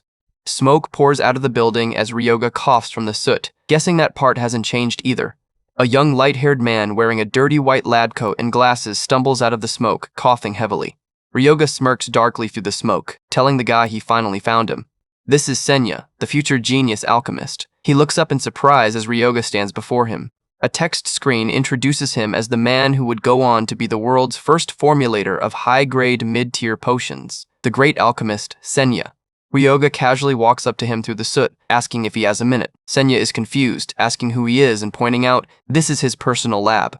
Ryoga extends his hand with a pleasant grin, introducing himself and stating he came because he wants to use his alchemy tools. Senya makes a hilarious, completely disgusted face in chibi form. Ryoga rolls his eyes, telling him there is no need to make such an openly disgusted face. Ryoga walks into the messy lab, promising that this will be a win-win situation for both of them. Ryoga correctly guesses that Senya is currently researching a formula to mass-produce mid-grade heal potions. Senya is shocked and asks how he could possibly know that. Ryoga smiles confidently, offering to help him finish it. Senya is completely baffled by the offer. Ryoga walks up to the lab table, looking at the unstable flasks of potion. Senya watches in absolute awe as Ryoga effortlessly stabilizes a potion that could have exploded at any second. Senya stands there with stars in his eyes, completely mesmerized. Ryoga looks at the liquid, noting that of course Senya doesn't get it yet. Ryoga explains that Senya is only going to discover this formula a few years from now. He holds out a test tube and asks if he wants to test it. He holds a small knife in his other hand, ready to demonstrate. Ryoga casually slashes his own forearm, drawing fresh blood. He pours the newly formulated potion directly onto the fresh cut to show its power. The potion fizzes and bubbles violently as it contacts the open wound. In an instant, the deep cut completely heals, leaving his skin completely flawless. Senya looks at his arm with a wide, ecstatic smile, his eyes sparkling with pure joy at the success. Senya holds up the test tube in pure awe, barely able to believe it actually worked. Senya grabs Ryoga's shoulders excitedly, demanding to know how he pulled that off. Ryoga holds up the bottle of shaman's blood with a knowing smile, asking if he is curious about the formula. Senya shouts that of course he is. Ryoga pitches a partnership deal to the young alchemist, offering to split the future royalties 60-40 in exchange for his potion recipes. Senya holds up a freshly brewed flask, proudly claiming that since he is the genius alchemist, he should obviously get the 60% share. Ryoga just smirks quietly, fully aware that the young alchemist has already walked straight into his trap. He summons his dark magic, channeling his inventory space to retrieve his primary material. With a massive crash, the gargantuan scaly blue draconian corpse drops right onto the laboratory floor, shattering the nearby tiles. Senya is completely flabbergasted, backing away in shock as he stares at the massive beast. Ryoga leans against a table, casually explaining he is a necromancer and wants to process this into a special corpse. He looks back over his shoulder with a tease, telling Senya that if he is curious, he should come help instead of just sneaking peeks. Senya snaps back, trying to hide his excitement and arguing that they haven't even signed a contract yet. Ryoga walks away with a wave, brushing him off while Senya continues to grumble in the background. Chibi Kronos floats near Ryoga, whispering that Senya is extremely on guard. He tells Ryoga to just take the plunge if he's a man. A quick memory reveals Senya's past. He produced tons of results as a researcher, only for his greedy boss to steal all the credit and push him out of the industry entirely. Back in the present, Chibi Kronos notes that the human world is nothing but betrayal and obsession. Ryoga replies that the gods aren't much different either. Ryoga looks at Senya, guessing he is hesitating because he doesn't know what Ryoga is really capable of yet. Ryoga hands him some tools, telling him to help out and see for himself. Senya glares through his glasses, his curiosity finally winning out over his deep suspicion. Senya sighs and picks up a stirring rod, instructing Ryoga to first melt down 5 F-rank magic stones to exactly 42%. Ryoga sits at the lab table, carefully measuring and melting down the stones with his magic. In an instant, Ryoga holds up the finished test tube. Senya is completely floored by the speed. Senya bites his finger in excitement, realizing Ryoga's processing speed is absolute top tier, and he is definitely good material. Ryoga lets out a dark smirk, preparing the next step of the complex ritual. He wonders what he should make out of the corpse, using the liquid Senya made as a catalyst. Ryoga channels his dark, teal necromancy aura, carving complex formulas directly into the bones of the draconian. He repeats the grueling process over and over, stacking multiple layers of formulas and curses. The two grind tirelessly through the night, pouring chemicals and infusing spirit magic without a break. Finally, a massive wave of dark magic flares up. Ryoga stands before the completed, glowing draconian bone core. Ryoga wipes his forehead with a smile, glad they finished in just 3 days. Behind him, a completely drained, chibified Senya is shivering on the floor. Senya glares at Ryoga's back, his mind completely blown as he wonders who this guy really is. Senya realizes Ryoga is only a 1-star, yet he's moving a giant corpse's heart with his magic, breaking all common sense. He stares at the glowing test tubes on the table, admitting that his skill is completely real. Ryoga turns around with a grin, offering the 60-40 split again. Senya pushes his glasses up, finally giving in and accepting the original offer. Ryoga asks if he's sure, pointing out that on his own, it would have taken him at least 2 years to complete a mid-grade heal potion. Senya smiles warmly, saying that if it moves his research forward, he will gladly cooperate. Ryoga smirks, saying he will be counting on him as his exclusive partner. Senya grins back as they shake hands on their brand new partnership. Ryoga's face turns serious as he ponders his next step. All that is left is to find a soul worthy of being the core of an eldritch dragon. He pulls out his smartphone as it starts ringing. He answers the call, confirming he got the money and asking the caller if they are up for one more job. The scene cuts to a dark, misty forest near the border. Ryoga has regrouped with the rookie party, with Yuma leading the way with his shield. Ryoga walks calmly through the high grass, telling them to follow him. The rogue girl looks around nervously, asking why he brought them somewhere this dangerous since the area should be crawling with monsters. Ryoga lets out a dark smirk, saying he just felt like paying his respects to an old acquaintance. Yuma looks back in confusion. Ryoga parts the bushes, his eyes narrowing as he searches for the right spot. The rookie party follows him through the dense foliage, weapons at the ready. Suddenly, the ground shakes as a massive shadow leaps down from the trees. Yuma raises his shield in panic, yelling that it's a 2-star orc. Ryoga remains completely calm, asking if they still don't trust his skills. Ryoga pulls out his newly modified ghoul bone staff, deciding to use this chance to test his modified bones. He unleashes his magic, casting bone control as a massive blue magic circle flares to life. The massive orc's red eyes flare with rage as he roars, swinging his bone club down.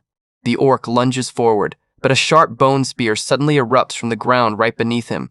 Ryoga smiles coldly, predicting the monster's exact trajectory. He casually steps back, letting the orc fall right into the trap. The bone spear drives straight through the orc's leg, pinning him to the spot. The orc screeches in immense pain as blood sprays across the grass. Ryoga smirks, noting that the beast was aiming for the heart and complimenting its endurance. Despite the wound, the massive orc raises his heavy club, preparing to smash Ryoga into paste. The system screen confirms combat continues. The orc swings his weapon down with a furious roar. The massive club crashes onto the empty ground, Ryoga easily dodging the strike. Suddenly, a preset magic circle on the ground detonates in a massive blast of golden light. Ryoga stands calmly behind Yuma's glowing green magic shield, praising his perfect timing. Ryoga's eye glints with dangerous blue energy. He raises his hand, preparing his final attack, and casts bone control to summon 3 spears instead of 1. Under his command, 3 massive bone spears erupt from the ground beneath the dazed orc. The spears drive directly through the orc's chest, completely impaling him in a spectacular explosion of blood.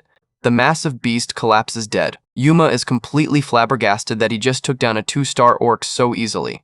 The rookies stare at Ryoga in pure, unadulterated awe. Ryoga walks past them, completely unbothered, telling them to keep up because this is where it really starts. Yuma asks nervously if this is really the right way to find the person he wanted to pay respects to. Ryoga smirks, confirming it is. Behind him stands a massive, terrifying zombie orc summoned from the freshly slain corpse. The target is inside the orc settlement. The scene pans out to reveal a heavily fortified orc stronghold packed with dozens of angry green-skinned warriors. Yuma and his teammates look at the final results of their battle, completely stunned by Ryoga's skill usage. The blue system window flashes with a massive reward, boosting his basic stats and leveling him up to 13. Ryoga stands over the fallen monster as more screens pop up. He has reached the maximum stat absorption limit for this species. He looks down at the corpse with a sigh, realizing it would be weirder if the stat absorption was infinite. Ryoga checks his system menu, scrolling through his stats and deciding to call it a day. The scene transitions to the dark woods as the sun goes down. Yuma starts the fire. They sit around the warm campfire enjoying some food. Ryoga smiles, glad they came prepared for a multi-day trip. A beautiful full moon shines brightly in the dark night sky.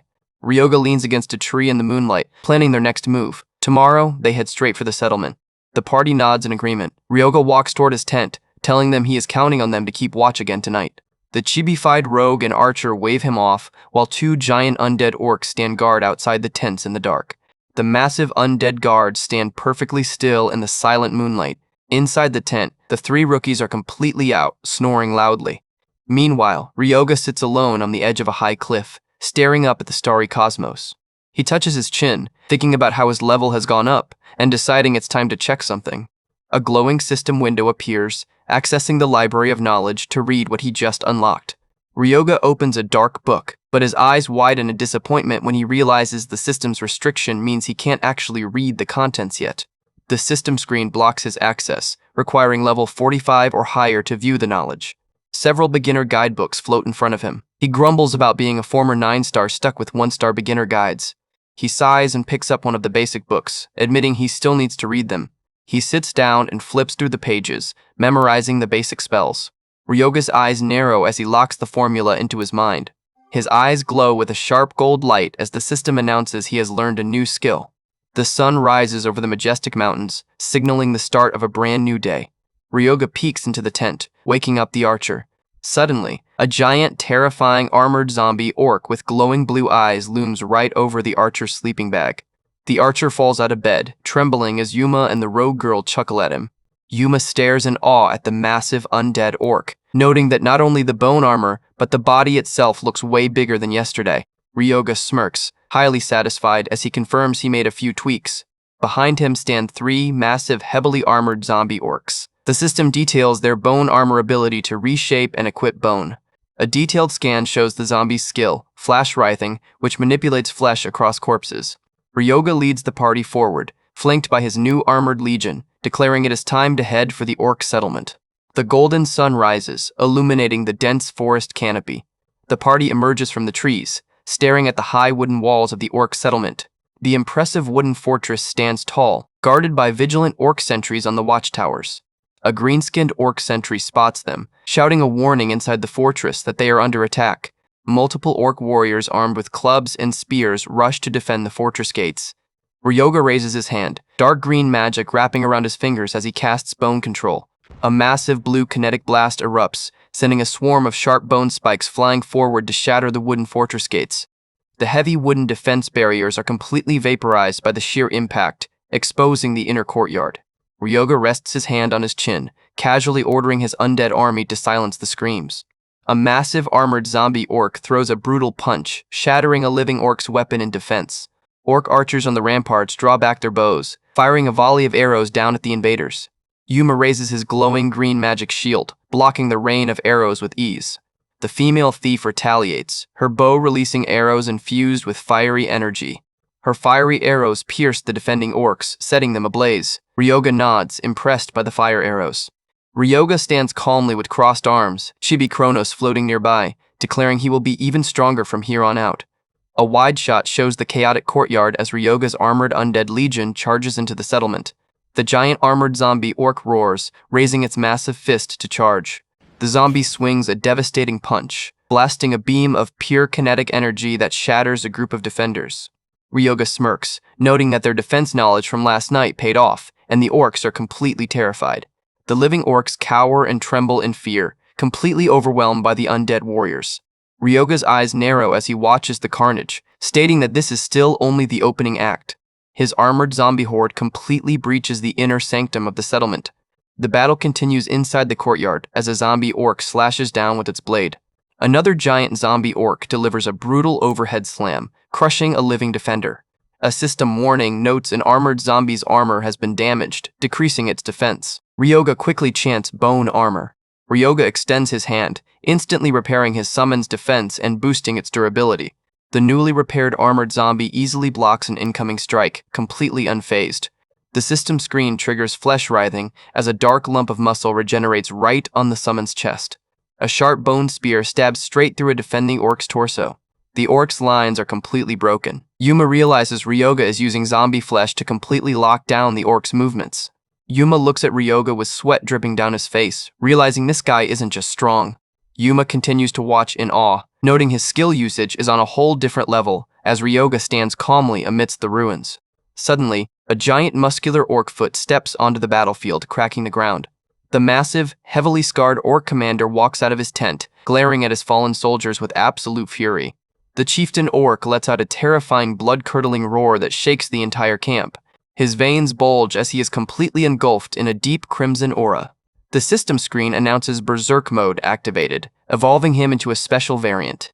The Berserk orc commander lets out a deafening roar, swinging his massive heavy club down directly at Ryoga. The raw power behind his strike cracks the very ground beneath them. Ryoga stands perfectly still, calmly raising his hand as dark magical circles flare around his arm, and casts bone control. With a fluid flick of his wrist, Ryoga telekinetically controls multiple sharp bone spears, launching them directly at the incoming boss. The bone spears drive directly through the orc commander's shoulders and torso with a heavy impact, halting his swing entirely. The boss is pushed back, dark blood spraying as the sharp bones lock his joints and limbs in place. The orc commander grunts, his eyes flashing with a wild, desperate rage as he tries to grab the bones. He attempts to forcefully rip the bone spears out of his own chest to free himself. Ryoga watches coldly, telling him he can't let him do that. Ryoga channels more spirit magic, locking the spears in place with Ray's undead. The boss lets out a pained shriek as the dark magic binds to his bones. Ryoga tells him not to get too depressed since he isn't the only one who's going to die here, his eyes flashing with a menacing blue glow. The system screen warns of continuous consumption in effect, dropping his spirit rapidly. Ryoga sweats slightly, feeling the heavy toll of the spell. Controlling 6 bones at once is chewing through his spirit, but he knows if even one gets pulled out, the boss will move again. He clenches his fist, focusing every ounce of his remaining magical energy into bone control. The system gauge drops rapidly as the continuous consumption hits 68%. Ryoga unleashes a final, powerful surge of kinetic magic through the bone spears inside the boss's chest. Multiple sharp bone spikes violently burst outwards from inside the orc commander, completely shredding his body from the inside out in a massive explosion of blood. With a heavy thud, the colossal orc commander collapses onto the dirt, completely lifeless. Ryoga takes a deep breath, panting slightly as his mana levels begin to stabilize. He raises his hand over the massive corpse, immediately casting Life Drain to reclaim his spent energy. A massive cloud of white vital energy is siphoned from the dead commander, flowing directly into Ryoga's chest. The system screen flashes as his spirit recovers to 74%. Ryoga smirks confidently, feeling the warm rush of life force restoring his stamina and magical reserves. Yuma and the other rookies look on from the forest edge, completely flabbergasted by the absolute speed of his victory. The surviving low-level orc sentries watch their commander's corpse get drained and run for their lives in pure terror. Ryoga glares at the retreating monsters, his eyes glowing with dark teal magic as he declares he won't let them escape. The system screen triggers flesh writhing, and under his command, his massive zombie orc army stands back up. The massive zombie orcs charge, easily cornering and trampling the fleeing sentries. One of his giant zombie orcs raises its heavy arm, delivering a final bone-shattering smash that squashes the remaining defenders. The battle finally comes to a complete end as the sunset illuminates the ruined, blood-soaked settlement. Dozens of dead orcs litter the ground, their weapons and armor scattered across the battlefield. Yuma walks up to Ryoga, looking at the massive loot pool and wondering how much all of this is worth. Ryoga walks past the normal gear, spotting a glowing red, heavy double-sided axe clutched in the commander's hand. He calls it the real prize. The system screen displays the blood axe, a rare weapon that makes wiping out the village totally worth it. Ryoga picks up the heavy axe with a confident grin. He tosses the massive weapon directly to Yuma, giving it to him and leaving the loot recovery to the team. Yuma catches the axe in shock, promising to handle the magic stones and telling Ryoga to take it easy. Ryoga waves them off with a small smile, counting on them. He walks away from the noisy, busy camp, his heavy boots stepping onto the dry ground. He arrives at a massive, ancient, gnarled tree in the quiet outskirts of the settlement and mutters that he found it. He looks up into the branches, his eyes narrowing as he tells whoever is hiding to come out because he just wants to talk. The ancient tree stands silent, its branches glowing faintly with residual magic. Ryoga sighs deeply, pulling his hands out of his pockets and deciding to do this the hard way. He raises his staff, channeling a burst of fire magic to set the surrounding bushes ablaze. The flames surge forward, scorching the bark of the ancient tree with a loud crack. A massive cloud of dark purple-black spiritual energy suddenly erupts from the trunk of the tree, swirling into the sky. The dark energy coalesces into a towering, menacing phantom with glowing red eyes, demanding to know who is there. Ryoga looks up at the spectral figure with a pleasant smile. "Greeting, magic fighter Kashiwagi Sora." The phantom freezes, his glowing red eyes widening in pure shock as he asks how Ryoga knows his name. Sora looms over Ryoga, his spiritual form crackling with dark energy as he demands an answer. Ryoga looks up at him warmly, asking how he could not know the hero who held the southern monster wave at bay 35 years ago. Ryoga tells him that even before he regressed, he turned him into an undead and fought by his side, so there is no way he'd forget. A shot of a weathered stone monument in a peaceful park shows that Japan didn't fall thanks to warriors like him. A flashback shows a young, spiky-haired mage channeling a massive glowing blue magic circle, famous for his unique ability as a magic fighter. The phantom looks down at his spectral hand with a bitter smile, noting that his death wasn't for nothing after all. Ryoga looks out at the sunset, pointing out that not everyone had their names remembered. Sora's phantom narrows his eyes, his dark form crackling with energy as he asks what Ryoga means by that. Ryoga's expression turns cold as he asks if Sora remembers Shiraga Nakihito, the vice guildmaster of Aragiri Guild. A flashback shows a blazing forest fire with soldiers screaming in panic. A panicked hunter with sunglasses shouts into his radio, desperately pleading for support. The scene shows a group of civilians running for their lives as a massive horde of monsters chases them through the flames. The hunter with sunglasses screams into the radio that they can't hold any longer and need support immediately. On the other side of the radio, a cold voice denies the support, refusing to send anyone. The hunter's hand trembles as he grips the radio, realizing they've been completely abandoned. The hunter looks down with tears of rage, realizing they were used as decoys from the start. The commander on the radio scoffs, pointing out how easy it was to slip out through the north gate while the southern team bought them time. The commander sneers that thanks to them, Aragiri gets to be the guild that stopped the wave, and the survivors take all the glory. The hunter with sunglasses grinds his teeth, accusing the commander of knowingly sending them to die just to protect the civilians. The commander coldly tells him not to be so gloomy as the hunter is consumed by a massive explosion. The radio transmitter drops onto the burning dirt, completely shattered. The civilian camp is completely overrun as a giant monster lunges down roaring. A massive purple beam of energy blasts through the forest, wiping out a line of monsters. Sora's phantom stands in the clearing, panting heavily as the fire rages behind him.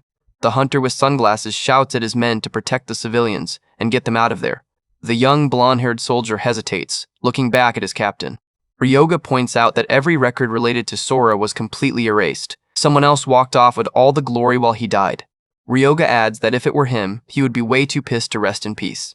Ryoga lays out the harsh truth, pointing out how the guild completely erased Sora's sacrifice from the history books. Ryoga really knows how to press all the right buttons to wake up an old sleeping grudge. The ghost completely loses its temper, morphing into a giant roaring maw of dark red flame and screaming for Ryoga to get to the point. Ryoga doesn't even flinch at the giant fiery face. He just smiles calmly and offers the ghost a chance at real revenge. The word resonates deep within the shadow spirit, his glowing red eyes flaring up with a dark, vengeful light. The lure of payback is too strong to ignore. Ryoga channels dark magical circles around his fingers, starting the intricate binding ritual and revealing he even prepared a vessel for the soul. The dark teal aura flows directly into the colossal scaly chest of the dead draconian, paving the way for a legendary resurrection. The glowing spirit of Sora hovers silently in front of him, thinking about how revenge never even crossed his mind until now. Sora's dark phantom eyes narrow, glowing with a deep crimson light as he is drawn to the sheer depth of Ryoga's magical power. The spirit pauses and gives one condition. Ryoga can do whatever he wants with him, but Sora will absolutely refuse to harm the innocent. Sora stands firm, declaring his moral code. Ryoga smiles, realizing Sora still sets the exact same noble conditions as he did before the regression. Ryoga thinks to himself that Sora's heart really hasn't changed at all. He nods in deep respect, calling it exactly what he expected of a hero. Ryoga steps forward to seal the agreement. He extends his hand with a smug, knowing grin, promising to honor the condition. Sora's spirit nods and descends directly into the glowing blue circle around the draconian body, agreeing to become his undead. A massive flash of red and black magic detonates as the system registers the bond, confirming Ryoga has gained ownership of the bound spirit. The system interfaces update, showing the legendary spirit officially fusing with the premium-grade dragonkin corpse. Ryoga thinks back to his previous life, wondering what would have happened if he had given Kashiwagi a strong body from the start. Chibi Kronos pops out with a loud laughing gasp, calling it a masterpiece as the newly raised draconian sits up looking exceptionally buff. Kronos looks at Ryoga in absolute awe, realizing this is exactly why he strengthened the corpse ahead of time. The detailed system window displays the incredible stats of the incomplete Eldritch Dragon, with its strength sitting at a staggering 205. Ryoga looks at his status screen with absolute delight, noting that this is a trait Sora didn't have when he was just a skeleton knight. The system details Sora's unique trait, Magic Fighter, proving his magical capabilities successfully carried over to his new physical form. Ryoga smiles at the massive reptile man, asking how the new body feels. Sora raises his massive claw, flexing his heavy muscles and admitting it's not bad, though a step down from when he was alive. Ryoga chuckles, explaining it is incomplete because he only copied the concept of an eldritch dragon using curse formulas. He smirks, knowing they have a massive head start and that this form is more than enough for now. Ryoga turns around, casually waving his hand over his shoulder and calling him lackey. The proud draconian's eye twitches in sheer annoyance at the disrespectful nickname. Ryoga walks ahead with his hands in his pockets, completely ignoring the giant dragon man's irritated huff behind him.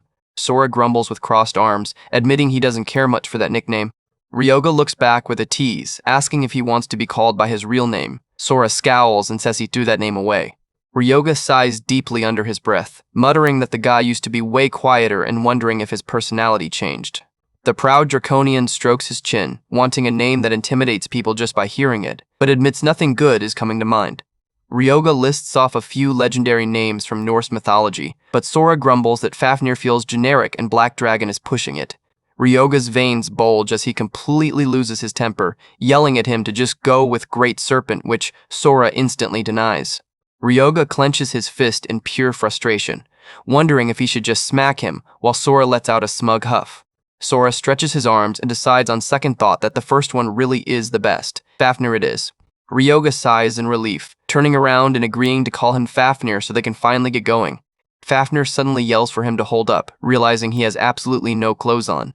He looks down at his bare waist, looking highly flustered as he points out he is basically naked.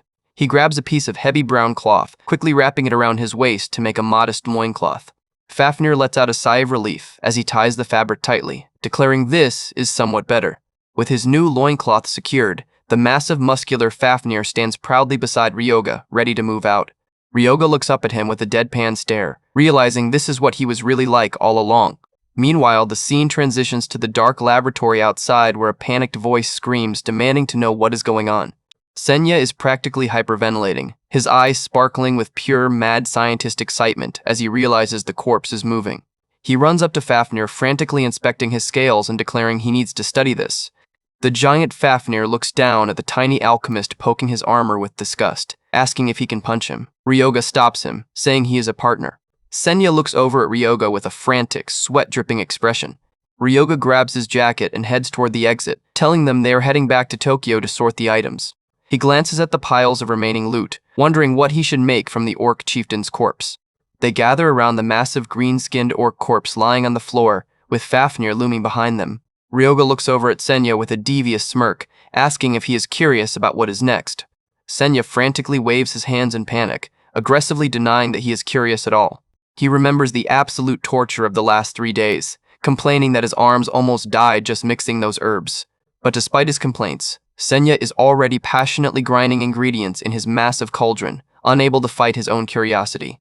Senya continues to work with sweat pouring down his face, admitting that Ryoga outpaces his imagination every single time. Ryoga begins chanting his dark spell over the dead orc corpse, unleashing a thick mist of teal energy to trigger flesh separation. The spell takes hold, violently ripping the decaying flesh and muscles away from the orc's bones in a flash of dark light. Senya looks on in pure fascination as the clean white skeleton is perfectly extracted from the body.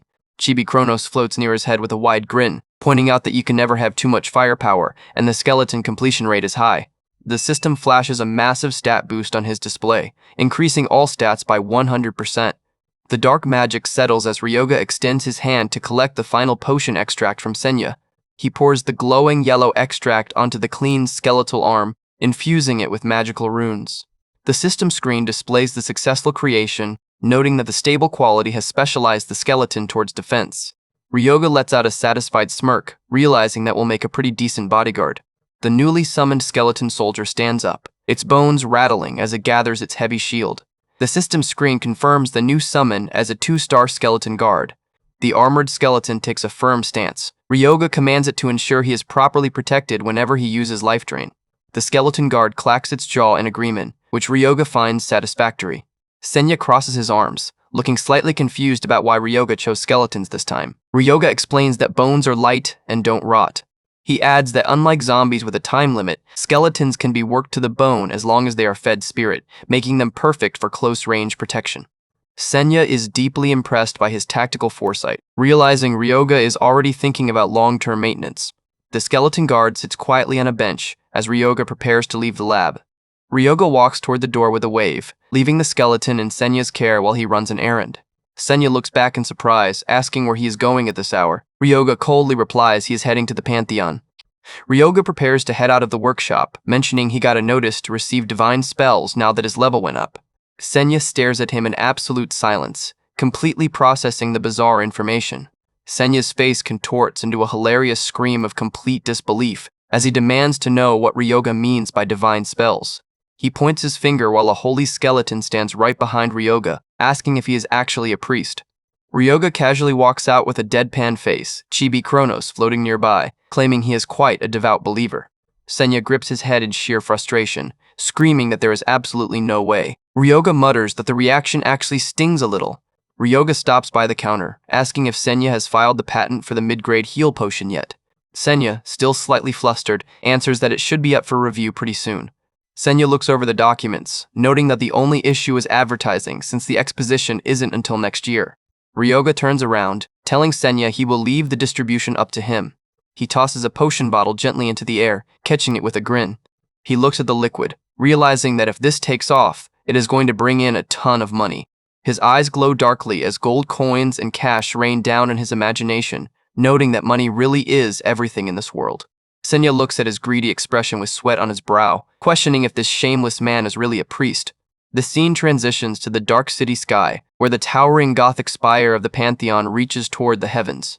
Ryoga enters the grand courtyard of the spire, where dozens of hunters are chattering and gathering to receive divine spells from the constellations. He walks through the crowded market stalls, noting that the place is pretty worldly. He looks at the grand stone archway leading to the stairs, thinking the constellations are just demanding offerings from their worshippers.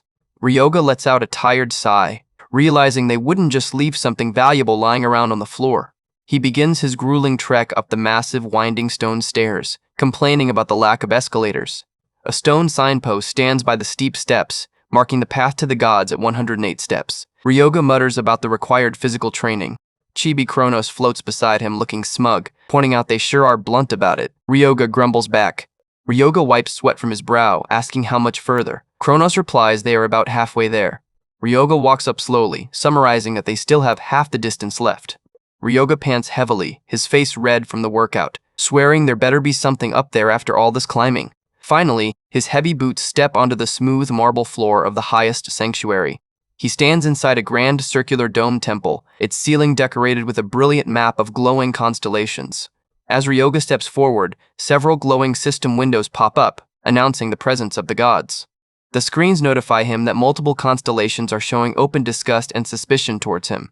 Ryoga stands unbothered while Chibi Kronos lets out a roaring, mocking laugh. Ryoga sighs, asking him to quiet down.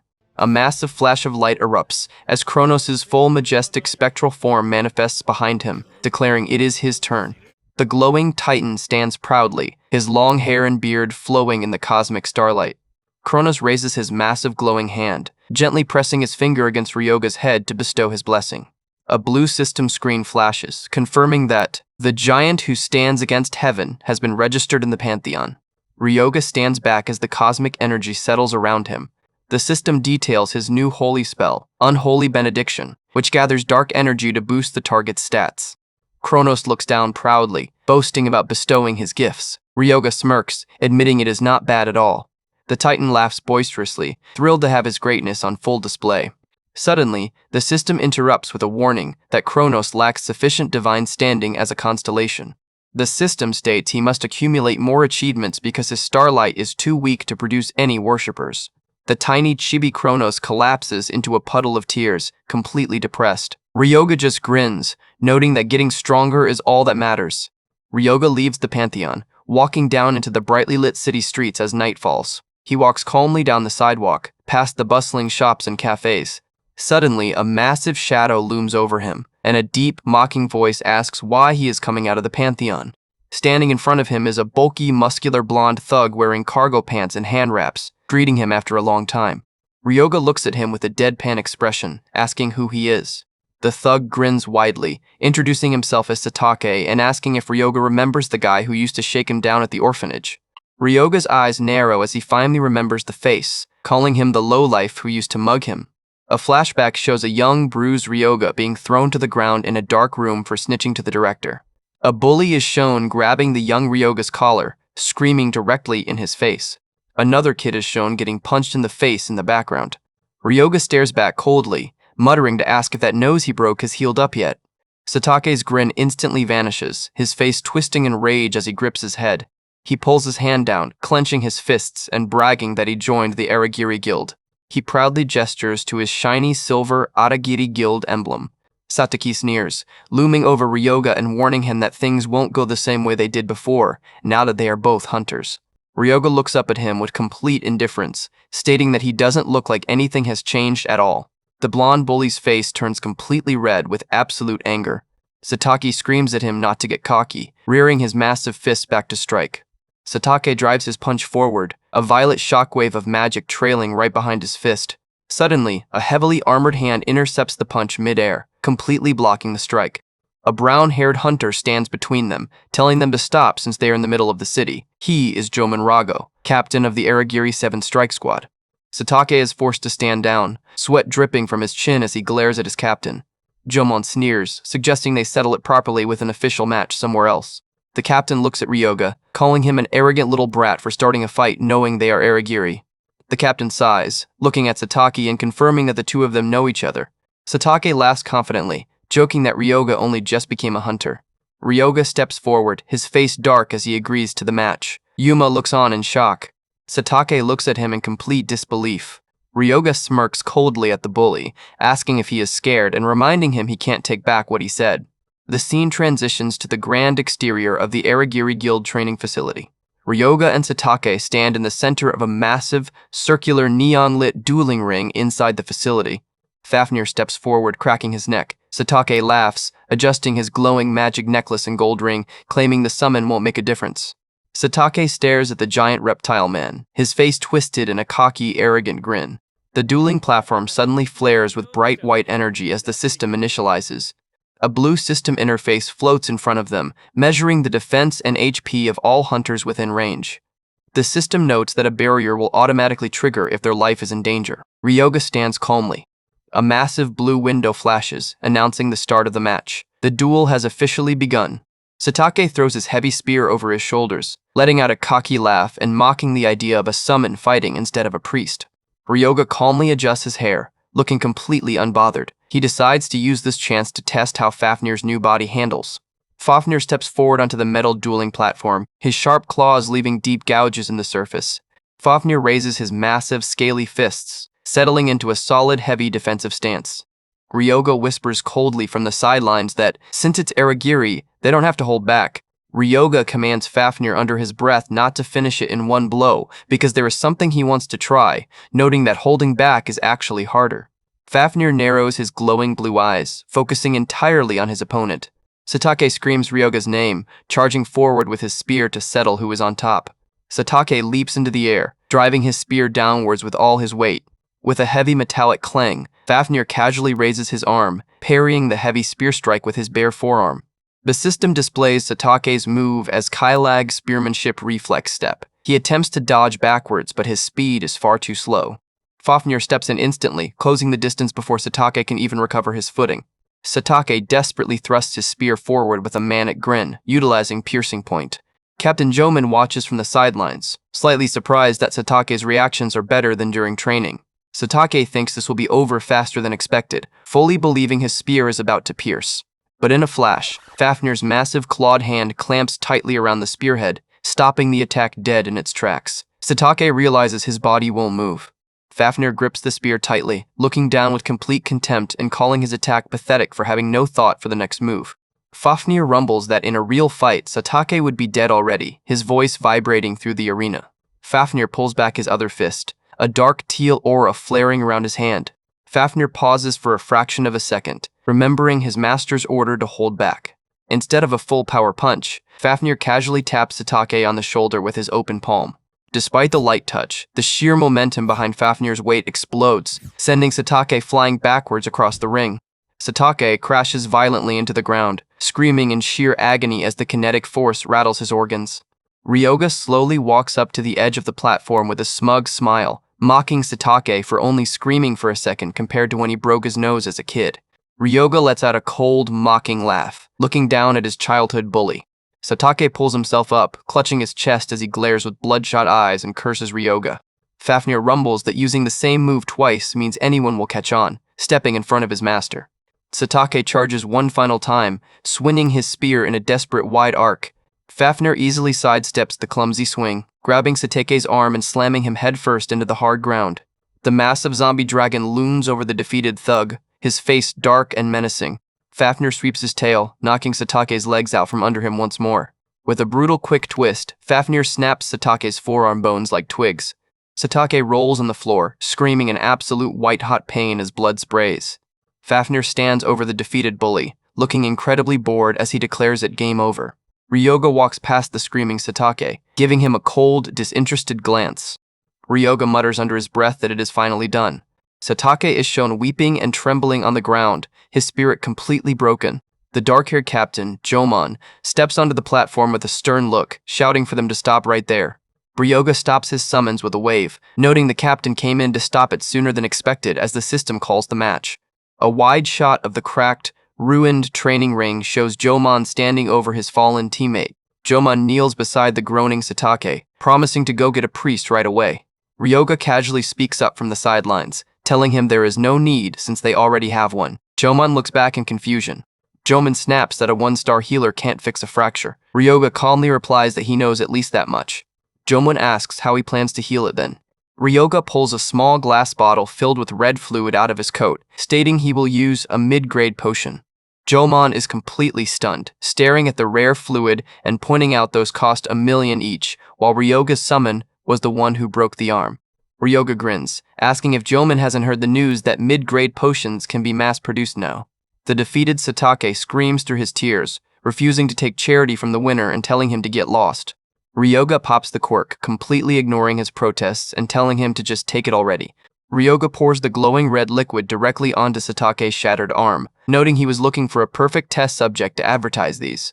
The potion bubbles and fizzes, and in an instant, the broken bone snaps back into place and the flesh completely heals. Jomon is frozen in absolute shock. Jomon gulps, his eyes wide as he looks at the flawless arm, admitting he wants that potion. Ryoga smirks, realizing he has completely baited the Aragiri squad leader with the mass-produced potion. Jomon steps closer, trying to look imposing. Ryoga thinks to himself that he hooked him. Jomon notes that Ryoga being a squad leader in Aragiri makes him about a 3-star, asking, what about it? Ryoga lets out a dark, mocking chuckle, challenging him to a match. Jomon smiles confidently, agreeing that if Ryoga will tell him who wins, he will accept. Ryoga stretches his arms, walking back onto the ring and demanding a serious fight this time. A blue system screen flashes brightly, announcing the start of the match as Jomon steps onto the cracked arena floor. Jomon draws his sword with blinding speed, a trail of kinetic wind following his blade as he triggers his 5th form. The captain lunges forward, his sword clashing with Fafnir's bone armor in a spectacular explosion of sparks and magic energy. Fafnir is pushed back slightly by the force. Ryoga observes, impressed that Jomon reacted so well. Jomon unleashes a relentless flurry of strikes, his blade bouncing off Fafnir's heavy chest plate while noting the limits of that massive body. A system alert flashes, warning of ongoing damage and reduced defense efficiency. Fafnir lets out a pained, bloody roar. Jomon drives his sword forward again, keeping up the intense physical pressure. Ryoga stands calmly on the sidelines, observing the swordplay with a sharp, analytical gaze. He looks at Fafnir, realizing this is perfect training for him to get used to his sluggish body against an enemy he can't fight well. Fafnir grinds his teeth, raising his fists to block the incoming strikes. Ryoga lets out a dark, proud smile, praising Fafnir's excellent mindset and calling him his right hand. Ryoga raises his hand, preparing to join the fray with dark teal magic swirling around his fingers. The massive, glowing, draconian Fafnir roars, his eyes flaring blue as he charges forward to unleash his true strength. Ryoga stares down Jomon Rago, preparing to unleash his newly acquired divine spells. It is time to see what this 1-star constellation's blessing can actually do in a real fight. He triggers Unholy Benediction, immediately boosting Fafnir's stats by 20%. Even though Fafnir is technically a demon-class undead, the system happily lets Ryoga stack holy buffs on him. Next, Ryoga gathers a dark, swirling green mist in his palm. It is time to cast the second part of his newly acquired divine setup. With a swift gesture, Ryoga directs the thick, toxic-looking energy straight toward Jomon. The captain has absolutely no idea what is coming his way. Unholy Benediction wraps around Jomon, instantly making his physical body feel incredibly heavy. He looks down at his hands, completely baffled by the sudden pressure. The system window pops up to confirm Jomon's stats have been cut by 10%. He immediately recognizes this as a highly efficient hybrid spell that buffs allies while crippling enemies. Jomon struggles to comprehend how a priest could channel such a dark, sinister-looking debuff. To the onlookers, Ryoga's class is becoming more of an enigma by the second. Chibi Kronos floats up, boasting about the incredible strength of the blessing he just provided. Ryoga casually brushes him off, calling him pretty decent for a bottom-tier 1-star god. Ryoga tells Kronos to keep it down since they are in the middle of a live combat test. He turns his attention back to the ring, preparing the final piece of his combo. A sinister smirk spreads across Ryoga's face as he primes his next skill. He activates Wedge of Retribution, a skill designed to punish opponents for trying to fight back. The system details the passive. Every time the designated target takes damage, Ryoga gains a retribution stack. Once released, the accumulated power will deal devastating damage based on the total stacks.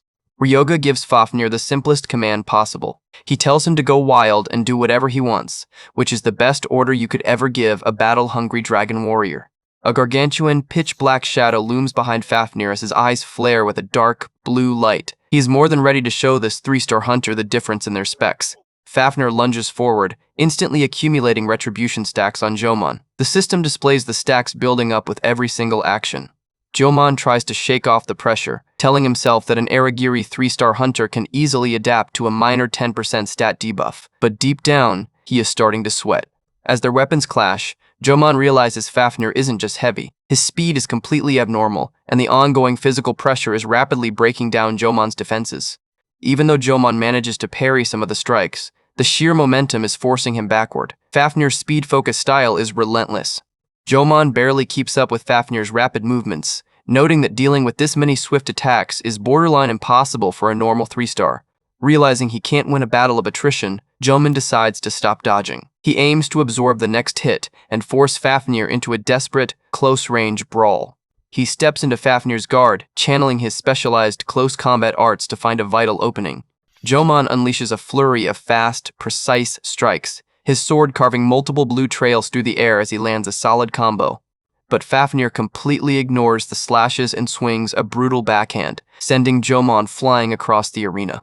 With his health sitting at a critical 52%, Jomon realizes a second direct hit from that monster will result in an instant knockout. His face twists in pure rage as he refuses to accept defeat. An elite Aragiri 3-star captain losing to a nameless 1-star newbie is completely unacceptable to his pride. Jomon grips his weapon tightly, launching himself forward in a desperate final charge. He bets everything on his superior speed to bypass Fafnir entirely. He maneuvers around Fafnir's heavy frame, slipping past his guard with a rapid dash. Jomon locks his eyes onto Ryoga, aiming to take out the summoner directly before Fafnir can turn around. He thrusts his blade straight at Ryoga's head, believing he has secured the match-winning blow. But Ryoga doesn't even move an inch. He simply looks to the side, his eyes glowing with an icy, confident light. Ryoga casually murmurs that he completely predicted this desperate move. He snaps his fingers, activating the trap he set from the very beginning of the match. With a massive snap, Ryoga releases the Wedge of Retribution. A titanic shockwave of accumulated dark energy detonates directly under Jomon, instantly vaporizing his remaining health. Jomon crashes heavily onto the arena floor, completely unconscious as the system terminates the duel. The match is officially over. The scene cuts to the towering, modern skyscraper of the Aragiri Guild headquarters standing tall against the night sky. Inside the main office, the atmosphere is incredibly tense as the guild leaders react to the shocking news. A stern voice demands to know if the rumors about a mass-produced, mid-grade healing potion are actually true. Sitting behind his massive desk is Aragiri's formidable number 2, the 7-star hunter Shiraga Narihito. He listens intently to Jomon's report. Jomon Rago, covered in thick bandages and a medical patch, stands submissively before his superior, confirming the rumor is true. Shiraga asks if Jomon has personally verified the performance of the mysterious potion. Jomon admits that the liquid healed his shattered arm in a matter of seconds. Jomon looks down at his healed hand, still struggling to process how a cheap potion could have such a high-tier recovery effect. He breaks into a cold sweat under Shiraga's heavy, silent gaze. Jomon bows deeply, apologizing for tarnishing the Aragiri Guild's proud name by losing an official duel. But Shiraga surprisingly tells him to lift his head, pointing out that a massive guild's reputation won't collapse just because a single squad captain lost a sparring match. Jomon is deeply relieved, though he still feels the immense shame of getting completely outmatched by a nameless newbie. Shiraga's face turns dark and terrifying as he orders Jomon to stand down. He commands him to immediately dig up everything he can find on this mysterious potion's origin. Shiraga demotes Jomon back to a regular member as punishment for his carelessness, but his primary focus remains on the potion. He orders his secretary to launch a full investigation, knowing that whoever controls the formula for mass-produced mid-grade potions will completely dominate the hunter market. Shiraga stares at the monitor displaying the recording of the duel. He realizes Ryoga's summon is far too strong to be a standard 1-star, suspecting he somehow bypassed the system limits. He studies Ryoga's profile, trying to find a link between his self-proclaimed priest class and his abnormal dark summons.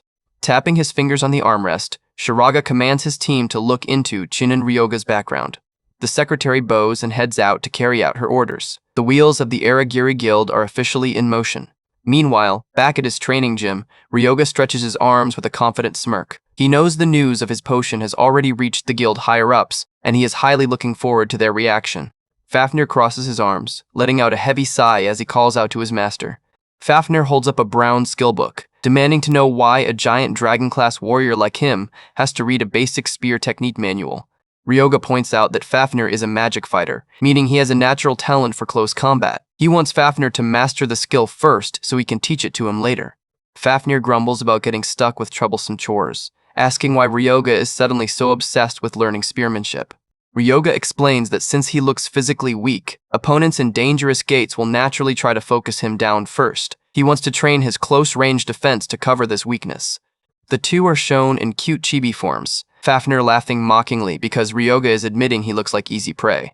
Ryoga's eyes narrow as he clenches his fist in pure irritation, warning Fafnir that his fist is suddenly moving on its own. Before Fafnir can even react, Ryoga throws a swift punch straight toward his face.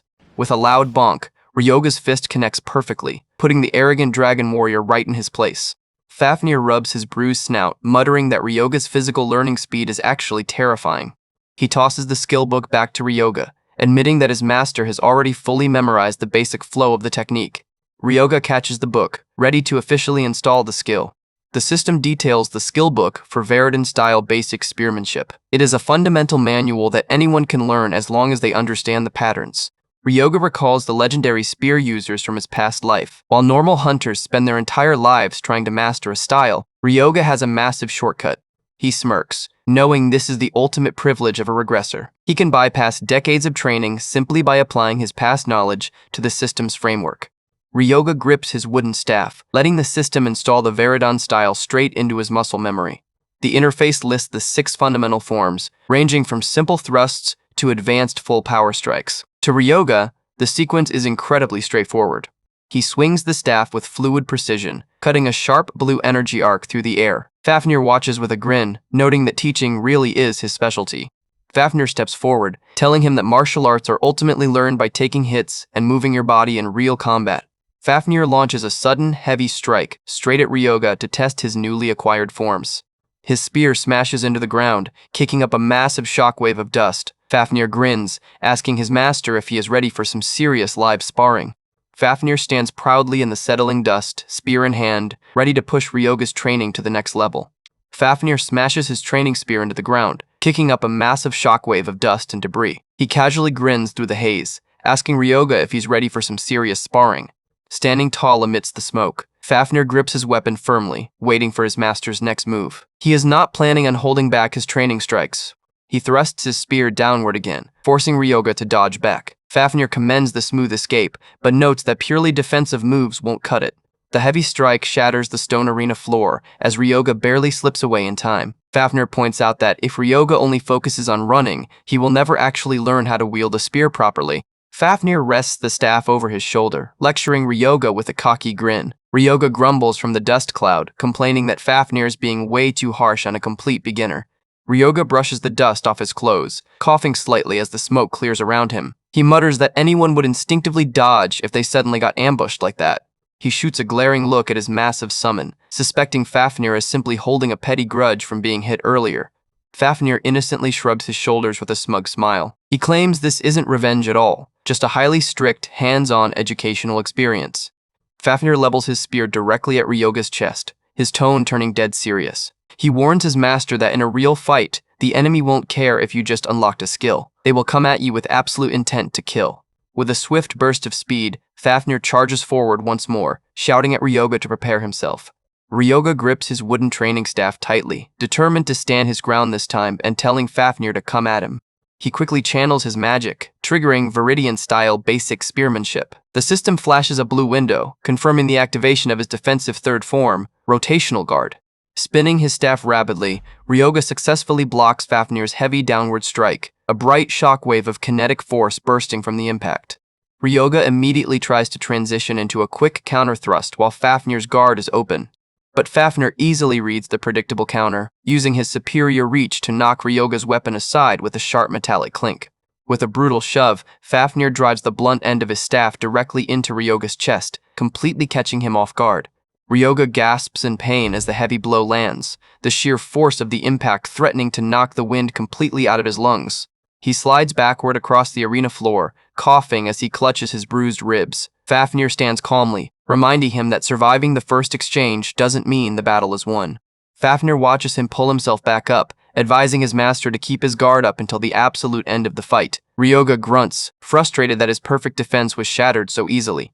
Ryoga wipes the sweat from his forehead, trying to analyze why his rotational guard failed to block the second strike. Fafnir explains that while the first block was flawless, the follow-up was sloppy. Fafnir points out that Ryoga got so focused on landing his counter that he completely ignored his own guard for the second strike. He tells his master that his sluggish physical stats are currently his biggest bottleneck. Fafnir claims he did his job perfectly by adjusting his strength to match a beginner. Ryoga just glares back with an irritated, deadpan expression, tired of his summon's smug lecturing. Ryoga gets back into a solid stance, clenching his wooden spear. He warns Fafnir that he is done playing defensively, promising that the next round won't go like the last one. He triggers his hybrid magic, activating Life Drain to channel his stored magical energy directly into temporary physical stat boosts. With his strength temporarily enhanced, Ryoga lunges forward, executing the fourth form of the Viridian style, Shaft Strike. The two weapons clash in a spectacular flurry of sparks, the impact ringing loudly throughout the training hall. Ryoga attempts to block Fafnir's swift return strike, but his timing is slightly off. Fafnir's spear slips past his defense, aiming straight for his head. Fafnir smirks as he halts his weapon just inches from Ryoga's throat, proving his absolute victory once again. Ryoga stands frozen, staring at the blunt tip of the spear in shock. He can't comprehend how Fafnir predicted his exact movement. Fafnir lowers his weapon, explaining that Ryoga was still only thinking about blocking the second strike, completely failing to secure his defense against the initial setup. Ryoga collapses to his knees, panting heavily as he admits Fafnir's critique is entirely correct. But his life drain effect is still active, so he demands another round. Fafnir obliges with a fierce downward strike, his spear glowing with a brilliant blue magical aura. Ryoga raises his staff to block, grit flying as he absorbs the heavy physical impact. The training continues late into the night, their weapons clashing repeatedly as Ryoga pushes his body to its absolute physical limits. The scene transitions to a cozy, neon-lit traditional restaurant in the city as night falls. Thick, juicy slices of pork sizzle loudly on the tabletop grill, filling the air with a savory aroma. Yuma looks across the table at Ryoga, his jaw dropping in pure shock as he notices his friend's heavily bruised and bandaged face. Ryoga sits there looking completely exhausted, weakly picking up his chopsticks and muttering that a lot of things went down during his personal training session. Yuma takes a sip of his drink, chuckling as he realizes Ryoga must have had a rough time. He admits he is deeply impressed. Ryoga can still sit up and eat after taking such a brutal beating.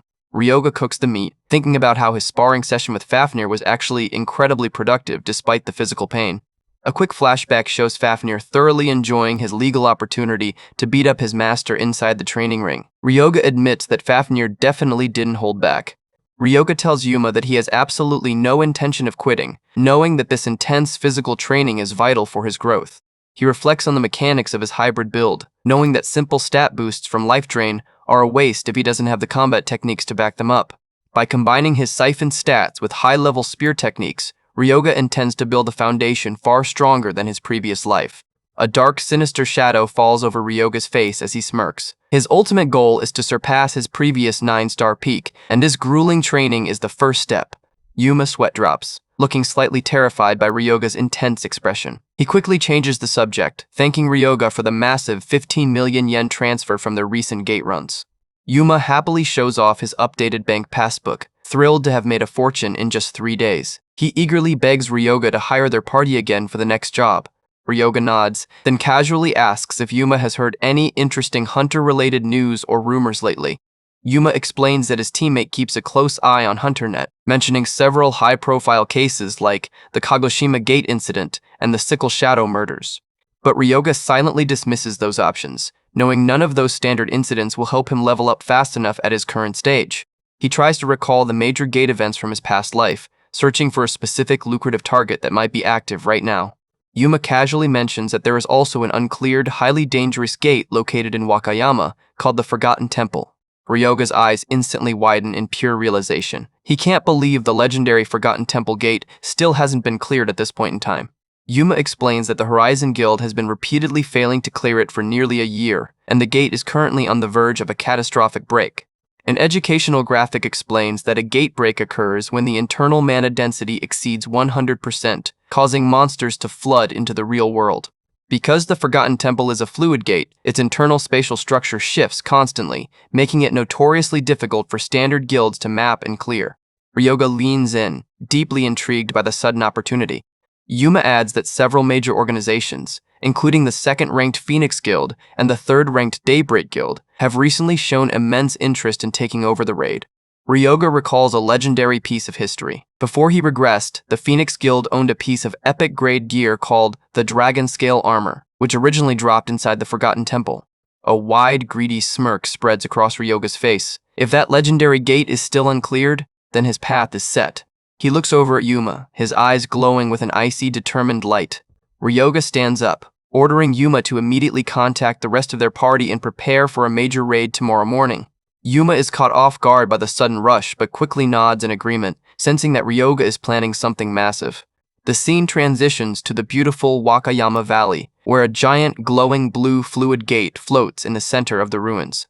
A massive bustling crowd of hunters from various guilds has set up tents all around the perimeter, waiting for their turn to enter. Ryoga and his party walk through the busy campsite, observing the high-level guilds preparing their gear. Yuma asks if they should set up a tent as well, but Ryoga calmly replies that they won't be needing one since they intend to stay inside the gate until it is cleared. The rogue girl is deeply worried, pointing out that they only brought 5 days' worth of rations. She warns him that clearing a gate that a major guild failed at for a year is borderline impossible. Ryoga simply smiles with absolute confidence, telling her they will finish the raid with 0 issues. Suddenly, Yuma points toward the path, frantically calling for Ryoga to look over at the incoming VIPs. Walking through the camp is a beautiful, dark-haired swordswoman wearing a black combat outfit and a red scarf. The crowd whispers that she is the Phoenix Guild's legendary prodigy, Asaka Mirai. Ryoga stares at her, recalling that in his past life, Asaka was the genius who originally figured out how to clear the Forgotten Temple and claim the dragon scale armor. He remembers her tragic fate. She was heralded as a genius, with talent surpassing even her guildmaster, but she suffered a devastating accident during a raid that completely ruined her career. Yuma nudges him, pointing out another high-profile hunter arriving from the opposite side. A muscular, confident fighter in a white karate gi walks through the crowd. It is Goda Kaishin, a representative of the Daybreak Guild. Ryoga recalls that Goda would later go on to become one of the strongest close-range combatants in Japan, known by the legendary alias Iron Fist. Yuma swallows hard, looking at the legendary lineup of future superstars. He nervously asks Ryoga if a small party like theirs can really beat all of these geniuses to the clear. Ryoga turns around with a calm, reassuring smile, telling his friend not to worry about the big names. He tells Yuma that they will simply move at their own pace. But deep down, Ryoga's eyes narrow with absolute icy determination. He is not planning on letting anyone else have the dragon scale armor. He confidently steps toward the portal, ready to claim his prize. Ryoga stands at the grand entrance of the newly uncovered dungeon. The system officially registers their entry into the Forgotten Temple as Ryoga prepares to call forth his forces. A dark teal magical energy begins to swirl around his hand, channeling directly through the Ring of Dark Abyss. The spatial rift tears open as Fafnir slowly materializes from the thick glowing stream of dark mana. Fafnir flexes his massive shoulders, looking incredibly formidable. Watching Ryoga summon high-grade spirits with 0 effort is a sight his teammates still struggle to get used to. The rogue girl nervously confesses that she was terrified Ryoga might turn them into undead thralls too. Ryoga looks back over his shoulder with a deadpan expression, telling them not to flatter themselves. He notes that at their current level, they'd make pretty subpar zombies at best. The team trudges through the sandy, columned ruins, sweating under the desert heat. Yuma's partner begs Ryoga not to drop such terrifying threats with a straight face. Ryoga continues walking, telling them to drop their pointless worries and keep their focus on the path ahead. Suddenly, a massive stone archway nearby groans and begins to slide downward, sending a cloud of dust into the air. Fafnir puts up his guard, noting that the entire landscape is actively shifting around them.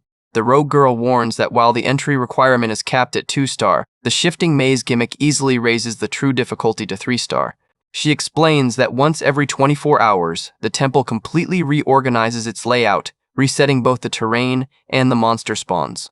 Ryoga remains completely unbothered, recognizing the unique environmental mechanics from his past life. Ryoga commands Fafnir to take the lead, casting both Unholy Benediction and Wedge of Retribution to prime his vanguard for combat.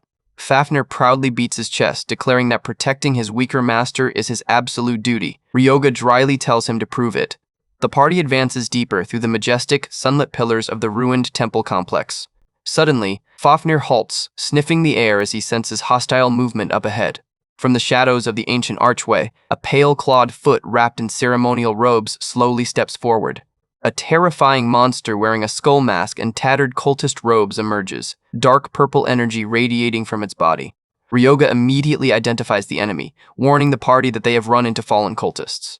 The cultist screeches, charging forward with glowing red eyes and long claws bared.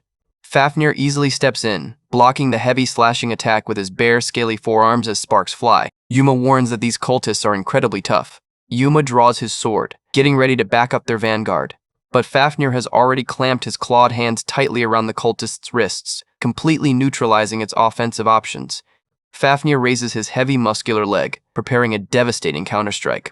He delivers a brutal direct kick straight to the cultist's jaw, sending the monster stumbling back. Before the cultist can recover, Fafnir stomps down heavily on its chest, cracking its ribs with a loud crunch. He follows up with a powerful, ground-shattering fist slam, completely crushing the cultist's skull. Yuma stands there with a sweat drop, completely speechless at the absolute, effortless brutality of the kill. Fafnir stands up proudly, dusting off his claws as he boasts about the easy victory. Ryoga walks up heavily sighing. He warns Fafnir to stop crushing their heads, pointing out that ruined skulls make it impossible for him to turn them into undead. Fafnir sheepishly apologizes. Suddenly, dozens of glowing red eyes peer from the dark ruins as a massive wave of fallen cultists emerges to surround them. Fafnir groans, irritated that the enemies just keep spawning endlessly. Ryoga steps forward, raising his skull-topped staff as his eyes glow blue, declaring he will join in this round. A blue notification confirms the activation of his main weapon's special effect, the Staff of Grudges. With the weapon's passive active, Ryoga's mana consumption is heavily reduced as he readies his bone control spell. He sweeps his hand, telekinetically launching a swarm of sharp bone spikes from the ground. The bone projectiles pierce directly through multiple cultists, pinning them to the stone walls. Ryoga analyzes the battle, noting that fallen cultists have incredibly low natural resistance to magical attributes. By combining both dark and holy attributes in his spells, Ryoga triggers a massive critical reaction, heavily debuffing the enemy's speed. Fafnir smiles, charging forward to clean up. Yuma is amazed to see the cultists' attacks slowing to a crawl. Thanks to their intense sparring sessions back in the training room, Fafnir moves with incredible precision, easily parrying the slowed strikes. Fafnir unleashes a powerful wind-blasted punch that shatters the entire front line of cultists in a single hit. With the wave cleared, Fafnir stands proudly among the piles of defeated enemies. Ryoga casually walks through the battlefield, raising his staff to trigger his life drain spell to siphon the remaining vital energy. Fafnir grumbles, reminding Ryoga that he wouldn't even have access to that life force if his vanguard hadn't done all the heavy lifting. Ryoga lets out a tired sigh, muttering under his breath that there are actually days he misses the quiet, compliant version of Fafnir from before his regression. A brilliant gold light wraps around Ryoga as the siphoned energy pushes him to the next level milestone, unlocking a fresh tier of system knowledge. He unlocks two powerful passive skills. Dark Wave reduces all dark spell costs by 10%, and Dark Rain cuts undead upkeep costs by 20%. Ryoga smirks, highly pleased with the drops. These are the perfect passive upgrades for a long, grueling siege inside a fluid gate. He points his hand toward a freshly slain cultist, chanting his primary summon spell to have them answer his call. A dark purple aura wraps around the corpse, reanimating it as a powerful blue-eyed zombie cultist with its stats boosted by 100%. Yuma walks beside Ryoga, curious if the cultist zombies will be significantly stronger than their previous goblin and orc summons. Ryoga explains that while the raw stat difference is minor, the cultist's special attribute multipliers make them far more efficient soldiers. He looks down the dark grand stone hallway of the temple ruins, warning the party that they need to speed up their pace as the dungeon goes much deeper.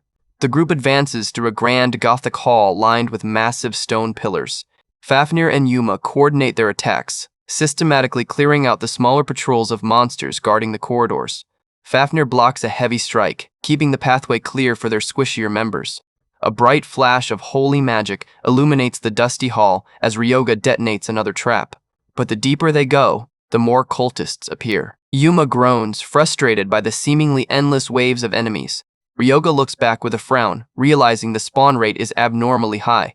Suddenly, the stone floor beneath their feet begins to vibrate violently. Yuma panics, warning that the layout is about to shift again and they need to find an exit. Ryoga tells him to wait, staring at the walls as a memory from his past life suddenly flashes through his mind. He recalls a televised interview of Asaka Mirei, the legendary swordswoman who originally cleared this exact gate before his regression. The host asks her to explain the highly specific trick to clearing the notorious Fluid Gate. Asaka explains that unlike standard gates, the Forgotten Temple's shifting layout makes it impossible to reach the boss room through normal exploration. She details the mechanic, revealing that the temple contains 3 distinct species of monsters, and each type drops a specific geometric token upon defeat. By gathering exactly 49 of those geometric tokens and placing them on a specific sacrificial altar, players can unlock the path to the inner sanctum. Ryoga smiles, recalling the terrifying eyeball boss monster waiting for them. With the exact strategy memorized, he knows exactly which monsters they need to hunt down next. Dark red and black magical energy begins to pulse violently through the ruined columns of the inner sanctum. The raw mana pressure in the air is rapidly climbing. A massive crimson portal tears open, and a giant floating eyeball monster slowly descends into the center of the temple hall. The giant eyeball dilates, staring down at the tiny human intruders with absolute hostility. The creepy single-eyed flesh monster hovers silently, waiting to vaporize anyone in its path. Ryoga stands calmly before the floating beast, recognizing its patterns instantly. He notes that the demon eye has appeared exactly as expected as their next target. The demon eye's pupil flares with a blinding red light, charging up a high-density mana blast. The monster unleashes a colossal crimson laser beam, tearing through the air directly toward Ryoga. Ryoga's eyes narrow as one of his pupils ignites with a brilliant blue magical fire. He casually raises his hand, conjuring 5 glowing blue bone shields. Having fought this monster in his past life, Ryoga has already fully memorized its entire attack pattern. With a swift flick of his wrist, he deploys the shields to intercept the incoming projectile. The massive red laser slams directly into the bone barrier, triggering a violent explosion of sparks and magical residue. The bone shields hold perfectly, absorbing the entire blunt force of the high star attack with 0 decay. Ryoga stands calmly behind the smoking barrier, completely unfazed by the destructive output. He casually notes that a bone shield reinforced with his bone control tweaks won't go down easily. He adds that thanks to the custom formulas Senya carved into the relic, the bones easily hold their shape under pressure. The demon eye, thoroughly irritated, immediately charges up a second, more powerful laser beam. The monster fires the beam, causing the rogue girl in the party to tense up in panic as the red light completely fills the chamber. The laser shoots straight down at Ryoga's head, but a massive shadow suddenly leaps in to cut off the trajectory.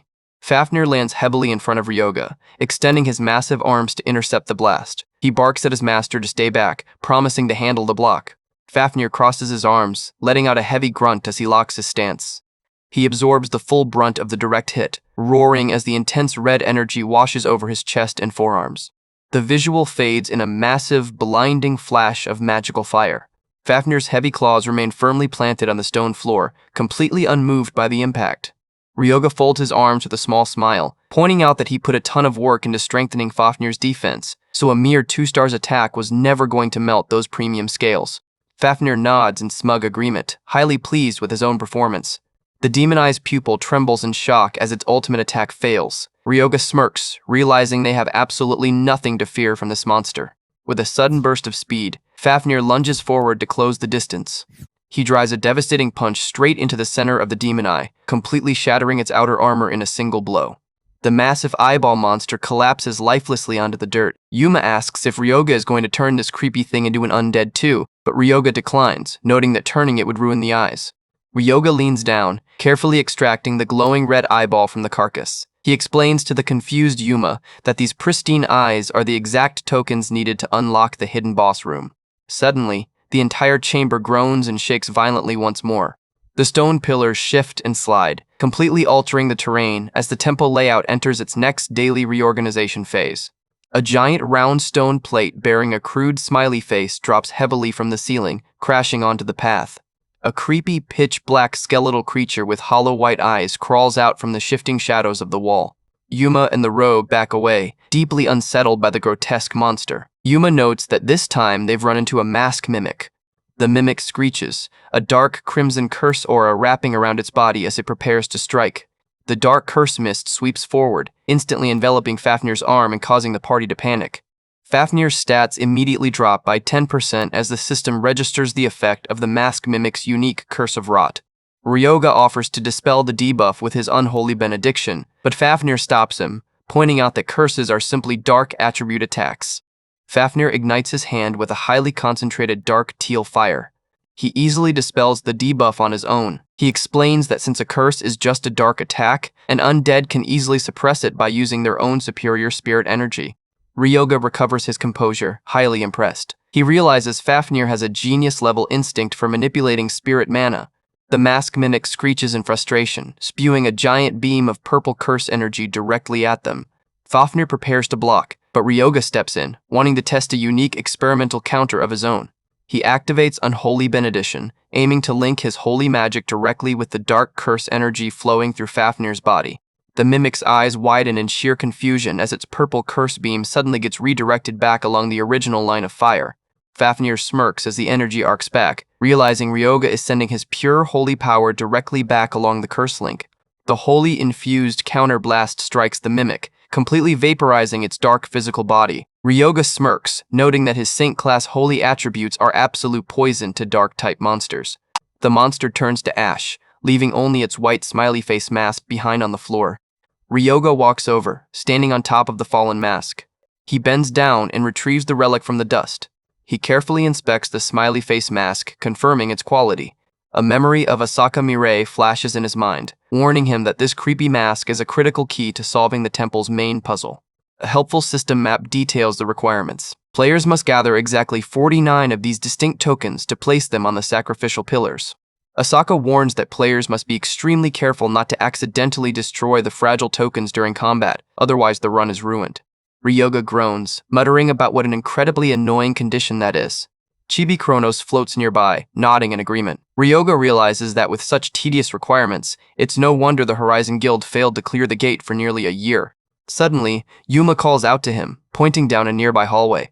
Yuma warns that they can hear heavy combat sounds close by, suggesting that a team from the Phoenix Guild is currently fighting in the next sector. Ryoga smirks, heading toward the noise, noting that this is perfect timing. They peek around a dark stone column, spotting a group of Phoenix Guild members completely surrounded by a massive horde of cultists. The Phoenix Hunters are in a tight formation, desperately trying to hold off the aggressive onslaught. At the front of their line, Asaka Mirai stands with her sword drawn, her face calm and focused. She dashes forward with blinding speed, slicing clean through a mask mimic in a single fluid stroke. With a sharp flash of red light, she completely bypasses the monster's defense, proving her legendary sword saint talent. Ryoga observes her movement from the shadows, noting that she poured her physical aura directly into the blade to cut through the curse. He recognizes it as her signature Gale Sword technique. He turns back to his party, telling them to pick up the pace before the Phoenix Guild sweeps all the available monster spawns. Fafnir nods in agreement as they quickly bypass the combat zone. As they walk past, Asaka Mirai catches a glimpse of Ryoga's group out of the corner of her eye. Her teammate with short hair notices her distraction, pointing out that Ryoga's party is moving through the shifting temple layout with zero hesitation, raising his suspicions. The teammate grumbles that even the elite Horizon Guild couldn't solve the temple's spatial puzzle, yet this random group is marching forward as if they own the place. Ryoga's back disappears into the dark corridor, completely ignoring their gazes. Asaka Mirai stares after him, her eyes narrowing as she realizes that in a complex puzzle gate, no one moves that decisively unless they already know the exact solution. Ryoga smiles calmly as he leads his party deeper into the temple, knowing he is several steps ahead of the competition. Asaka Mirai silently resolves to keep an eye on them, deeply sensing that this won't be the last time their paths cross. The party continues their grueling search through the dark, ancient corridors of the temple ruins. Ryoga wipes the sweat from his brow, his face pale with exhaustion. It has been 5 days since they stepped into the shifting maze of the Forgotten Temple, and their progress has been painfully slow.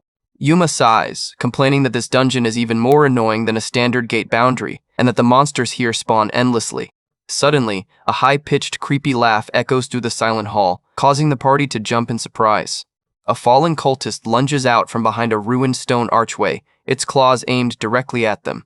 Fafnir reacts instantly, charging forward to intercept the ambush. He drives his massive fist straight into the cultist's torso, the physical impact sending a wave of dust and debris flying. The raw force of Fafnir's strike shatters the ground beneath the monster, instantly crushing its defenses. Chibi Kronos floats near Ryoga's head, watching the battle with absolute delight. He commends Fafnir's fearlessness, proudly declaring that the dragon-class warrior has the makings of a true hero. Fafnir continues his brutal sweep of the hallway, easily swatting aside any cultists that try to close in. Ryoga raises his hand to cast Life Drain, absorbing the remaining vital energy of the fallen monsters to push his system level up to 27. Feeling his physical stats surge once more, Ryoga smirks, highly pleased that his hybrid stat stacking method is working beautifully. Ryoga casually walks past him, telling Kronos to stop policing his reaction. Kronos continues to grumble, insisting he wants his chosen champion to have some basic decorum.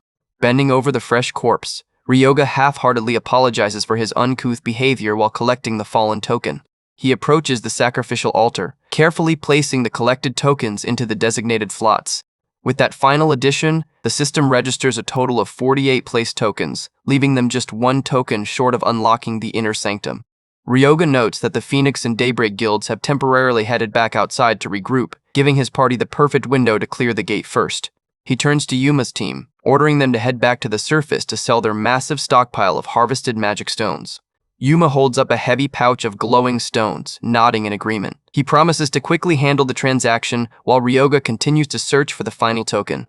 Meanwhile, the high-level guilds outside remain completely oblivious, waiting for the temple's daily layout reset. Ryoga steps deeper into the ruins, noticing that the mana density is shifting abnormally. He glances around the silent columns, noting that the dungeon's internal structure feels entirely different this time. Ryoga smirks, admitting Fafnir is right. He declares that they are going to clear this place right now, but Fafnir realizes there must be some highly specific, hidden clear conditions. A helpful diagram details the system requirements. They must collect and arrange triangle, circle, and smiley face tokens onto the correct stone pillars. Ryoga explains that since his regular zombie summons don't have the brains to solve complex spatial puzzles, they have to manually deliver and place the tokens themselves. Fafnir groans, realizing this means his master has to keep sprinting back and forth across the entire map. Ryoga's eyes suddenly widen in pure shock as the ground begins to rumble violently beneath them. A massive structural collapse occurs, and a dark blue system screen flashes a warning that one of their active armored zombies has been defeated. The entire hall begins to shift and slide at a rapid pace, the columns realigning as the daily layout reset triggers ahead of schedule. Ryoga sprints through the crumbling corridors, realizing the spatial distortion is moving far faster than he anticipated. He knows that if they don't find the final sacrificial pillar and place the last token before the layout completely resets, they will get crushed or trapped in the shifting walls. He scans the dense clouds of dust, desperately searching for the structure. Suddenly, Fafnir roars from down the hall, calling out to his master that he has successfully located the last pillar. Ryoga pushes his physical stats to the absolute limit, sprinting toward Fafnir's position. He leaps through the falling debris, aiming the last token directly at the stone slot. Ryoga slams the final smiley face token into the pillar just as the spatial distortion reaches their position. A massive blinding column of blue and gold magical energy erupts from the completed altar, shooting straight toward the ceiling. Ryoga clutches his empty token bag, breathing heavily as the shockwave washes over him. Fafnir stands over him, raising his massive arms to deflect a falling stone block. The dragon warrior holds the giant cracking slab above Ryoga's head, grunting under the immense weight. With a final powerful roar, Fafnir throws the boulder aside, keeping his master completely safe. The central pillar glows with blinding intensity, channeling the 49 tokens to stabilize the spatial distortion. Ryoga grits his teeth, panicking slightly as the magic circle continues to pulse without opening the boss room. A massive magical explosion detonates in the center of the hall, filling the entire temple chamber with smoke. Ryoga stands amidst the settling dust, panting heavily as the rumbling finally begins to subside. The geometric designs carved into the ancient pillar ignite with a steady, brilliant blue light. 2 concentrated laser beams shoot out from the altar, crossing in mid-air to form a glowing, magical key. Ryoga lets out a sigh of relief, glad that his desperate gamble managed to stop the layout reset just in time. The floor plates slide apart as a giant, glowing blue magic circle manifests, revealing a hidden stone staircase leading deep underground. Ryoga looks down the dark steps, noting that the path to the hidden boss room is finally open. The rest of Yuma's team gathers around, deeply relieved that they survived the structural collapse. Fafnir steps onto the staircase, his face turning serious as he warns his master that the real challenge begins now. Fafnir cracks his knuckles, eager to take down the boss and claim the legendary rewards. They advance down the steps, arriving before a massive, imposing Gothic steel door covered in ancient runes. A detailed nameplate above the door reveals the boss's identity, the masked man, Death Guardian. Fafnir sniffs the air, noting that a foul, suffocating pressure is leaking from behind the heavy iron door. Ryoga calmly places his hand on the metal handle, unfazed by the sinister aura. He pushes the door open with a loud creak, and a bone-chilling screech instantly echoes from the dark room. Floating in the center of the massive dark chamber is a horrifying creature with 3 smiling mask heads and long tattered black hair. Fafnir steps in front of Ryoga, dismissively calling the boss a creepy bastard. The Death Guardian's masks ignite with a dark purple fire, unleashing a massive wave of curse mana. The violent shockwave of dark energy sweeps through the chamber, forcing Fafnir's defensive aura to flare up. Fafnir activates his dark battle aura, trying to push through the heavy purple mist to reach the boss. But the curse of rot is too dense, and Fafnir is forced to his knees as the dark magic begins to decay his physical form. The floating boss stares down with its single giant red eye, preparing to crush the weakened dragon warrior. Suddenly, Ryoga clenches his head, his vision blurring as a rush of dark illusions and memories threatens to overwhelm his mind. A swarm of screaming purple skulls surrounds his consciousness, attempting to shatter his resolve. Fafnir looks back in panic, yelling for his master as he struggles against the physical curse. Fafnir frantically demands to know what's wrong, unable to help Ryoga fight off the mental intrusion. Ryoga stands perfectly still, his head bowed as the dark purple aura of the curse wraps completely around his body. The boss looms closer, believing it has successfully broken the human spirit. The smiling masks cackle, mocking the foolish mortal's pathetic attempt to resist their divine decay. But instead of screaming in agony, Ryoga slowly looks up, a cold, mocking smile spreading across his face. He casually tells the boss that its little mental shell game is officially over. The system flashes a blue notification confirming that Ryoga's passive trait, Clear Mind, has granted him absolute resistance to all mental and curse-type attacks. Ryoga immediately counterattacks, unleashing his hybrid Unholy Benediction to redirect the dark energy straight back at the boss. The system pop-up details the devastating counter. The redirected Unholy Benediction takes hold of the Death Guardian, instantly slashing all of its active stats by 20%.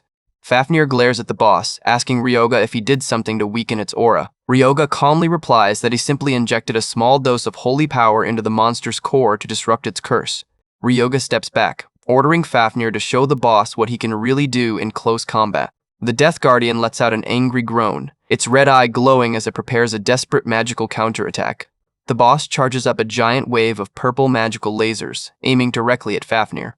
The lasers shoot out in a rapid volley, tearing through the stone chamber. Fafnir reacts instantly, activating Dark Battle Aura, leg enhancement to dodge the incoming trajectory. His legs ignite with a brilliant blue-green aura as he prepares to sprint forward. With a sudden burst of speed, Fafnir dashes through the ruined hall, easily avoiding the rapid laser strikes. He leaps high into the air, closing the distance before the boss can adjust its aim. The Death Guardian screeches, desperately trying to charge another spell, as Fafnir slits past its guard. Fafnir slides in close under the boss's range, his fists flaring with dark energy. He activates Iron Fist Enhancement, centering all of his physical stats into a single, devastating punch. He drives his fist straight into the boss's chest, the physical impact sending a massive shockwave of kinetic wind through the chamber. The Death Guardian is blown back, groaning as the raw momentum of Fafnir's strike cracks its tattered core. The boss's tattered body begins to decay, oozing a purple, bubbly substance as it struggles to hold together. Fafnir watches the monster collapse, slightly surprised by its strange physical reaction. He tilts his head, asking Ryoga what they should do next as the boss's body begins to shift. A blue system window pops up, explaining that due to the combination of its skills, the boss's body is rapidly collapsing and regenerating. Ryoga raises his hand, casting Unholy Benediction once more. The green magical energy wraps around Fafnir, instantly restoring his physical stats and repairing any minor corrosion. The boss stands back up, its tattered black limbs regenerating as it swings its blade-like arms. Fafnir easily blocks the strike, unleashing a rapid 10-strike combination to counterattack. Fafnir's relentless strikes dismantle the monster's defenses, sending pieces of its dark core flying. He follows up with a brutal overhead hammer fist, slamming the boss directly onto the stone floor. The Death Guardian falls heavily, completely immobilized as its chest plate caves in. The boss's mask cracks, black fluids leaking out as it screeches in immense pain. The monster screams, its face twisted with rage. Fafnir casually steps in, noting that the boss's speed and movements are completely shot due to its shattered knee. Fafnir lets out a smug smile, completely mocking the boss's sluggish attempts to strike back. Fafnir unleashes a final flurry of kicks and punches, completely breaking the monster's remaining limbs. Fafnir watches with a cold glare as the defeated boss struggles to crawl. Ryoga notes that the boss's passive regeneration is getting annoying, deciding it is time to end the match. Fafnir prepares to step back, asking Ryoga what their final move is. Ryoga calmly replies that they will finish the match in a single hit. Ryoga raises his hand, channeling a dark, holy magic circle as he triggers his bone control spell. He launches a barrage of sharp bone shards, aiming directly at the boss's vital core. The shards pierce deep, injecting a highly concentrated dark curse to completely block the boss's regeneration. Ryoga commands his newly summoned armored zombie cultists to form a defensive wall. The zombies deploy their heavy shields, locking down the boss's escape routes. The Death Guardian lets out a painful roar, completely trapped by the shield wall. Sprinting forward under the cover of his defense line, Ryoga prepares his final decisive skill. He releases his accumulated wedge of retribution, temporarily sealing the boss's movements. He points his hand forward, signaling Fafnir to land the final strike. Fafnir plants his foot firmly on the stone floor, preparing for a massive leap. He launches himself high into the air, drawing back his giant fist with incredible momentum. Fafnir targets the immobilized boss, his fist glowing with dark energy. He delivers his ultimate crushing blow using Kennic combat arts. 5th chapter, Crushing Blow. The boss gets completely obliterated, its dark physical body cracking and crumbling to dust in a massive explosion. Fafnir and Ryoga stand silently in the quiet chamber as the boss's remains completely fade away. Fafnir stands calmly over the dusty pile, his task officially complete. Ryoga receives a massive exp reward, his system level instantly jumping up to 27. He smirks, noting that the boss clear bonus was well worth the effort. He walks toward the back of the chamber, noting that the real prize is resting on the altar. Sunlight filters down from the high windows, illuminating the stone altar at the back of the hall. They arrive before the altar, staring at the legendary chest piece resting inside. Ryoga's eyes glint with excitement. A blue window details the epic red dragon scale armor. It is a growth-type artifact with high durability, self-repair capabilities, and the ability to sync with its wearer's magic. Ryoga smirks, declaring that he will be taking this legendary armor with zero hesitation. He gently places his hand on the chest piece to equip it. The legendary armor begins to dissolve into dark purple particles, wrapping around his torso. The magical particles fuse with his clothes, instantly boosting his agility and defensive stats. Ryoga stands fully equipped in his sleek dark purple and black dragon scale armor, highly pleased with the passive stat boosts. He closes his eyes, letting his newly acquired magical defenses stabilize. He notes that with his new agility and magic resistance stats, he won't have to hold back during their sparring sessions anymore. Fafnir looks surprised, asking why. Ryoga explains that with his enhanced defense, Fafnir's training attacks won't injure him easily.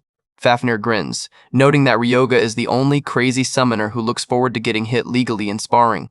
A cute chibi drawing shows Ryoga sweat dropping as Fafnir laughs mockingly, claiming he only wants his master to grow stronger. Ryoga prepares to head out, telling Fafnir they should leave before the rival guilds notice. Suddenly, Ryoga notices a strange, detailed mask that dropped from the boss's corpse. He picks it up with interest.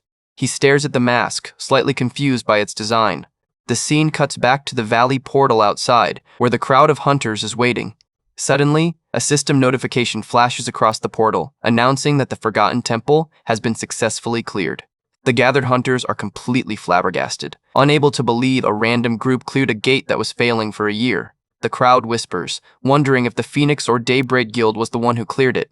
Yuma runs up to Ryoga as he exits the portal, deeply relieved to see his friend unharmed. Yuma excitedly tells Ryoga that the gate has been cleared, but Ryoga calmly replies that he was the one who cleared it. Yuma looks completely stunned, his brain struggling to process Ryoga's casual confession. Yuma runs out of the portal, excitedly telling Ryoga that the entire camp is gossiping about the mysterious party that successfully cleared the Forgotten Temple ahead of the major guilds. Ryoga casually chuckles, letting Yuma know that he was the one who cleared the gate. His face turns bright red in panic as he screams in sheer disbelief, asking if Ryoga is really the one who cleared the Forgotten Temple. His loud shout echoes across the entire crowded camp, immediately drawing suspicious glances from nearby hunters. Ryoga quickly covers Yuma's mouth, warning him to keep his voice down before they blow their cover. Ryoga whispers that they need to keep his clear a secret, admitting he has absolutely no desire to become the center of attention. Yuma's team approaches Ryoga, offering to yield the boss rewards to him since they didn't participate in the final battle. Ryoga tells them not to be ridiculous, pointing out that since they ran together, everyone gets a fair share of the loot. He asks if they are even curious about what the boss dropped. The system displays the newly acquired reward, the Mask of Shadows. It is a cursed artifact carrying multiple high-tier debuffs. Ryoga realizes the relic grants the unique passive skill, Hunting Dread, allowing him to track a cursed target's soul trail for up to 10 kilometers. He tells Yuma that since he wants to keep the mask for his own build, he will simply compensate their team's share in cash instead. Yuma stands firm, refusing the extra money and declaring that their team has already made a massive fortune thanks to him. Ryoga smiles, heading toward the edge of the camp. He looks back over his shoulder at the swirling blue portal one last time, satisfied with their haul, and says it is time to head back. Suddenly, Daybreak's Goda Kaishin stands in their path, demanding to know if Ryoga's group was the one who beat them to the clear. Asaka Mirei walks up beside him, admitting she is highly curious about the identity of the mysterious clears too. Goda turns to Asaka, asking if her Phoenix Guild was the one who sneaked in and cleared the boss. Asaka quietly denies it. Goda grumbles in deep frustration, scratching his head. He complains that they barely finished their preparations before the gate got cleared, wondering who on earth could have pulled off such an impossible feat. Asaka Mirei watches Ryoga's group walk away, her eyes narrowing as she reflects on the mystery. Under the starry sky, she vows to keep investigating, certain that this isn't the last time they'll meet. The scene cuts back to the peaceful exterior of the Saitama workshop as the sun sets. The party enters the messy lab, Yuma noting that the workshop feels strangely quiet and tense today. Suddenly, the alchemist Senya bursts through the door, panting heavily as he runs up to Ryoga. Senya demands to know what Ryoga did to cause such massive chaos, and Ryoga calmly asks if the Aragiri Guild has already shown up at their doorstep. Ryoga admits he more or less expected the Aragiri reaction. He explains that since Senya was stressing over advertising their new potions, Ryoga decided to lend him a hand with some aggressive marketing. Senya pulls his hair in dramatic frustration, screaming that Ryoga has absolutely no idea what kind of nightmare he put him through. He rants that, ever since Joman's arm healed in front of the crowd, swarms of desperate hunters have been storming his lab every single day, demanding to buy their potions. Ryoga looks at his partner's dramatic breakdown with a completely deadpan face, dryly asking if the massive rush was really that bad. Chibi Senya blushes, sheepishly admitting that the publicity is actually incredible for business, but the sudden workload is still overwhelming. Ryoga points out that results are what ultimately matter in business, and the campaign worked out beautifully in the end. He then changes the subject, asking how far along their research is. Senya presents a large wooden chest, grumbling that the rare materials Ryoga requested have finally arrived. Ryoga thanks him for going through the trouble to find them. Inside the crate is a glowing dark obsidian orb. The system details the rare artifact, the Darkness Orb, which greatly amplifies dark magic when used by necromancers. Ryoga calls Fafnir over, ordering him to stand still for the next upgrade. Fafnir looks deeply suspicious, asking his master if he's about to pull another painful experimental stunt on his body. Ryoga ignores the complaints, holding the glowing black orb directly against Fafnir's chest as green magical runes flare around them. With a firm push, Ryoga embeds the obsidian orb directly into Fafnir's chest cavity. The orb sinks into Fafnir's body, bright red glowing veins of dark mana spreading across his ribs as the fusion begins. Ryoga notes that the orb is successfully boosting the sync rate between Kashiwagi's soul and the dragon corpse. He carefully monitors the energy flow as Fafnir absorbs the new power.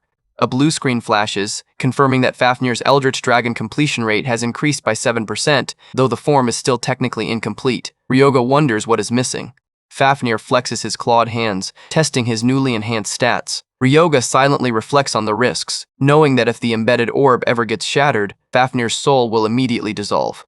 To test his summon's upgraded reflexes, Ryoga suddenly hurls a heavy stone directly at Fafnir. Fafnir catches it instantly with a fluid, effortless grasp. Ryoga smirks, highly pleased with the results. He praises Fafnir's reaction speed, noting that the increased soul sync has significantly enhanced his physical coordination. More angry cat.jpg Fafnir crushes the stone in his fist, his face turning red with rage as he screams at Ryoga for testing a lethal experiment on his body without a warning.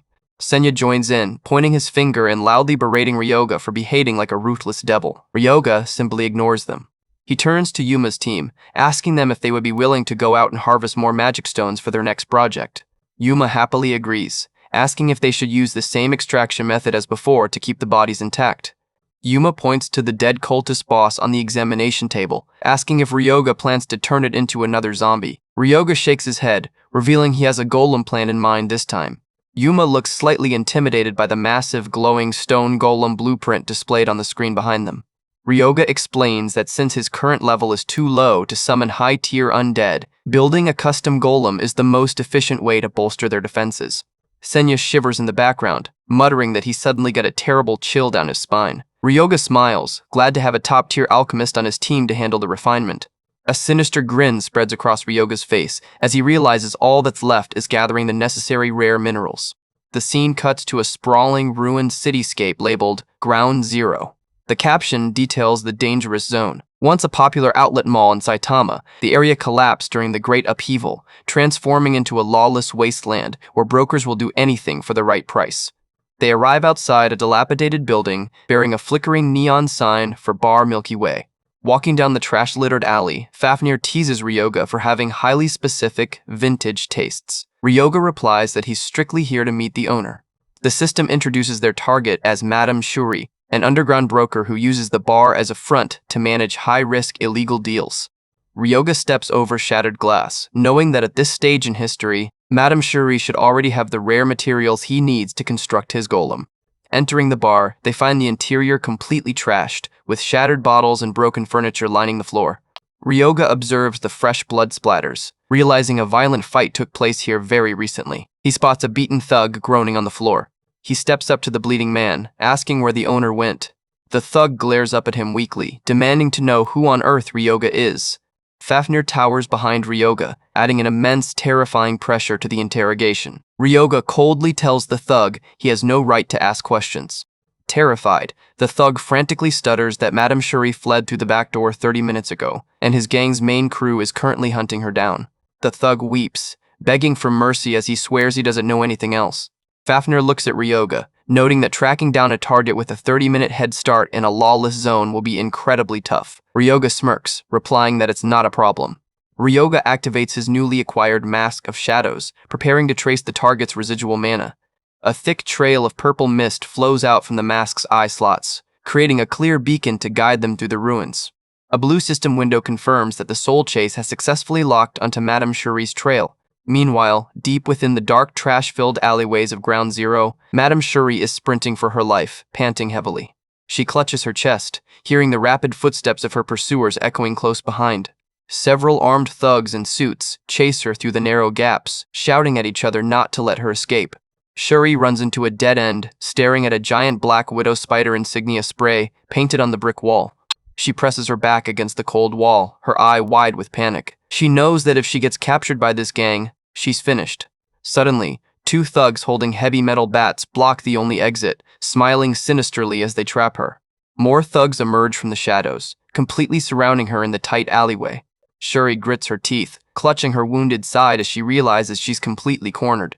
The gang leader, a heavily scarred man with purple hair, steps forward with a smug grin. The leader chuckles, mockingly praising her for putting up such a stubborn, futile fight. Shuri breathes heavily, her arm bleeding from a fresh slash wound.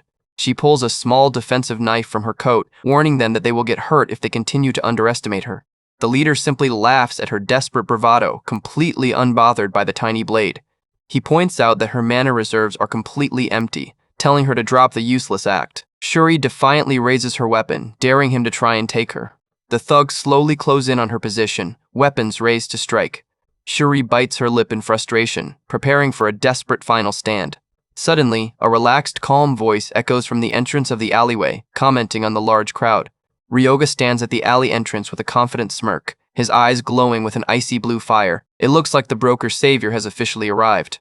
Ryoga stands calmly at the alley entrance, interrupting the tense standoff. Madame Shuri looks up in shock, her eyes widening as she realizes a savior has arrived. Walking slowly into the narrow gap, Ryoga casually looks around at the surrounding thugs, commenting on the large crowd gathered in the alley. The lead purple-haired thug glares back, his eyes narrowing as he coldly tells the outsider to mind his own business. A dark blue aura flares as Fafnir materializes right behind Ryoga's shoulder. Ryoga smirks, mockingly thanking the thug for giving him a polite warning before initiating combat. The lead thug's face twists with rage, veins bulging on his temples. He warns Ryoga not to get cocky just because he brought a single summon along. With a furious shout, he orders his men to charge and tear the intruders apart. Fafnir reacts instantly, lunging straight into the oncoming wave of thugs. He unleashes a powerful sweep, sending several armed thugs flying high into the air with a single strike. His sharp claws cut through their physical defenses, completely dismantling their formations in seconds. Fafnir grabs an attacking thug's wrist, locking him in place with his iron grip. Another thug tries to slash Fafnir's shoulder with a sword, but the blade bounces harmlessly off Fafnir's dense, scaly skin. Ryoga calmly blocks the lead thug's heavy blow with a concentrated barrier of blue magical energy. The lead thug steps back, his hands igniting with a bright, violent fire as he channels his mana. He is engulfed in a massive storm of crimson flames, screaming that he will burn Ryoga to absolute ash. Madame Shuri watches in horror, shouting a warning. The thug unleashes a devastating wave of fire, completely filling the narrow alleyway with blazing heat. The remaining thugs watch the explosion with cocky grins, believing their leader has secured an instant victory. But as the flames begin to settle, Fafnir's massive silhouette stands completely undisturbed, his dark battle aura absorbing the thermal impact with ease. The lead thug stares in absolute jaw-dropping shock, unable to believe his ultimate fire spell failed to leave even a single scratch on the dragon warrior. Fafnir slowly raises his heavy fist, towering over the terrified boss. He drives a devastating punch straight into the thug's chest, the physical impact sending a ground-shattering shockwave of wind through the alley. Fafnir casually brushes off his claws, dryly advising the defeated boss to remember that the world is a much bigger place than his small territory. Fafnir turns to Ryoga, asking if they are officially done here. Ryoga lets out a satisfied smile, highly pleased with the outcome. Madame Shuri stares at them in silent shock. Ryoga silently reflects on his past life, realizing that by intervening, he managed to prevent the severe burn scar she originally carried on her face. He looks over the ruined alleyway littered with defeated thugs, glad they managed to dodge a tragic outcome this time. Shuri takes a deep breath, slowly recovering from the sheer shock of her sudden rescue. Suddenly, her elderly bodyguard runs into the alley, panting heavily as he apologizes for arriving late. The bodyguard looks at the carnage, asking what happened. Shuri explains that the Red Spider gang ambushed her out of nowhere. Ryoga studies the elderly bodyguard, noting a dense silver magical aura radiating from his body. He realizes the old man is surprisingly powerful. The bodyguard stands defensively, his aura flickering as he evaluates Ryoga and Fafnir. He asks Shuri who the strangers are, and she replies that she has no idea, but they definitely don't seem like bad people. Shuri bows deeply in gratitude, thanking Ryoga for saving her life. Ryoga casually replies that he was just looking for a drink, but followed her trail when he found the bar trashed. Ryoga reaches his hand out towards Shuri's shoulder, telling her to hold still. His hand ignites with a brilliant white holy light. He channels his hybrid priest magic, utilizing life drain to restore her vitality and heal her bleeding arm. In an instant, her wound completely closes, leaving her skin flawless. Shuri gasps in shock, amazed by the high-tier recovery. She looks at him with wide eyes, asking in disbelief if he is actually a priest. Ryoga casually chuckles, calling himself something like that. Chibi Kronos floats behind Ryoga, laughing boisterously as he boasts about the incredible effectiveness of his divine spells. Ryoga looks highly annoyed by his chatter. The scene transitions back to the slightly cleaned-up interior of the bar Milky Way.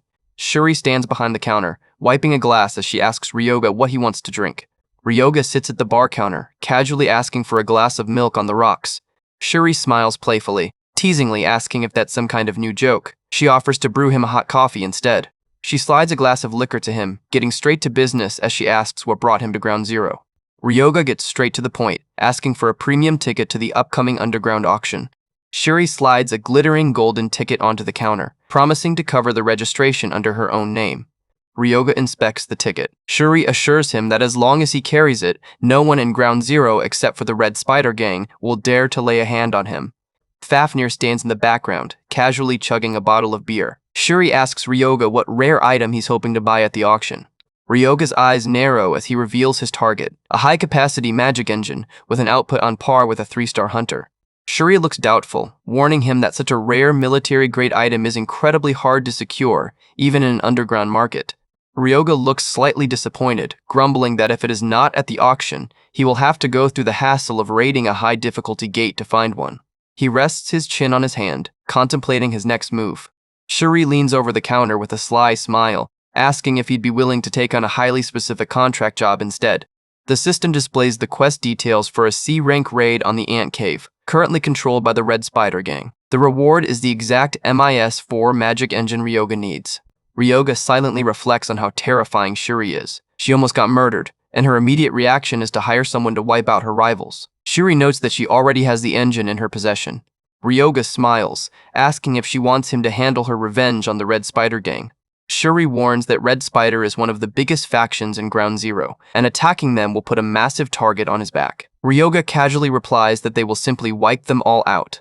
Shuri smiles warmly, pleased with his absolute unbothered confidence.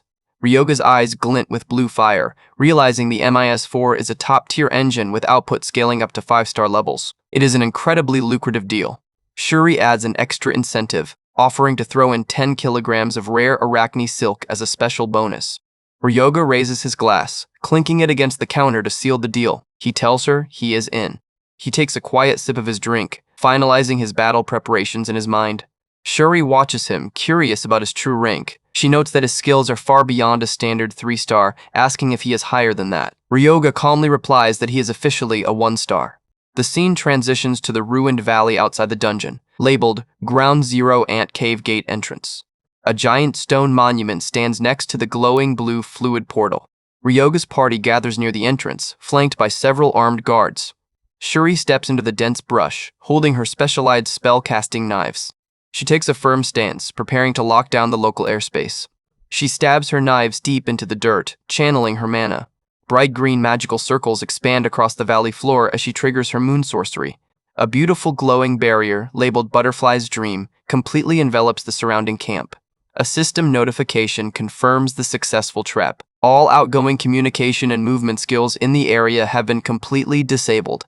A red spider sentry in a nearby watchtower holds up his radio, trying to contact his team. He looks confused, getting absolutely no response. Suddenly, Fafnir's massive glowing blue eyes loom right behind him in the dark. Fafnir crushes the sentry, the radio recording his final panic screams as the watchtower defense collapses. Ryoga stands calmly over a pile of defeated guards. Shuri praises his strength, amazed that they wiped out the outer defenses in a single sweep. She looks at him, slightly worried, asking if he really intends to dive into the dangerous fluid gate entirely solo. Shuri warns him to be extremely careful as they arrive at the portal. Ryoga steps into the glowing blue portal, smiling confidently as the system confirms his entry into the ant cave. He tells her he will be right back. Ryoga and Fafnir step through the portal, officially entering the dark rocky caverns of the ant cave. The surrounding walls are cold and damp, the eerie silence of the fluid gate indicating that danger is lurking in every shadow. Ryoga raises his hand, preparing his skills. He tells his forces it is time to earn their keep. 2 newly summoned skeleton soldiers materialize from the dark mist behind him, clattering their teeth as they stand ready. Fafnir walks beside his master, asking if their strategy is to simply clear out every monster and hunter they run into as they go. Ryoga calmly nods. Ryoga states coldly that it doesn't matter if they are monsters or rival hunters. Anyone standing in their way is getting cleared. Suddenly, Fafnir halts, spotting something on the ground. Fafnir points down at a small, strange red blob pulsing near his foot. It is a cute, squishy red slime, looking completely harmless at first glance. But the system window flashes a warning, revealing the monster's true stats. The red slime is a formidable 3-star threat carrying the highly destructive corrosive slime trait. Fafnir finds the slime pretty cute, but Ryoga warns him that it easily melts metal, so he needs to keep his guard up. A cute chibi diagram explains the slime's attack pattern. When it strikes, it expands its liquid body to expose its vital inner core. Fafnir grins, realizing that all he needs to do is smash that core to pieces. The red slime lunges forward, opening its body to reveal the glowing red nucleus inside. Fafnir charges up a powerful aura-infused punch. He punches straight through the liquid body, shattering the core in a single hit. Ryoga notes that Fafnir handles these 3-star pests with ease. He mockingly asks if a saint who levels up through summons can even do anything in a dungeon like this. Ryoga calmly ignores the teasing. Ryoga shoots Fafnir an annoyed glare, telling him to stop dreaming. Ryoga raises his hand, gathering a dark, magical aura. He notes that even if there are no physical bodies, he can still easily harvest the monster's souls. A glowing red soul orb floats up from the dissolved slime puddle. Ryoga catches the orb, commanding the residual spirit energy to obey his call. He triggers his necromancy power, and the system confirms the creation of a brand new summon class, the Ghost. A cute, smiling teal ghost summon materializes, floating playfully around Ryoga's head. Fafnir looks surprised, asking what a weak-looking ghost can actually do. Ryoga explains that they are specialized for applying heavy debuffs and damage over time. He commands the ghost to target a nearby pack of red slimes to demonstrate its combat utility. The smiling ghost flies forward, wrapping its misty body around one of the slimes. The system window pops up, confirming that the target's strength and agility have been reduced by 2% as the fatigue debuff takes hold. The affected slimes look exhausted, their movements slowing to a crawl. Fafnir is slightly disappointed by the low numbers. Fafnir mockingly questions if a mere 2% debuff is really the best Ryoga can do. Ryoga replies that once they stack multiple ghosts, the effects become absolutely devastating. Meanwhile, deep within the inner caverns of the ant cave, The Red Spider Gang has set up a massive extraction base to harvest bloodstones. The leader, Nagabe Kotetsu, demands that their operation run smoothly. Kotetsu looks incredibly serious, warning his men that he won't tolerate any more failures after the Madame Shuri fiasco. A thug suddenly alerts him that they've lost communication with their outer scouts.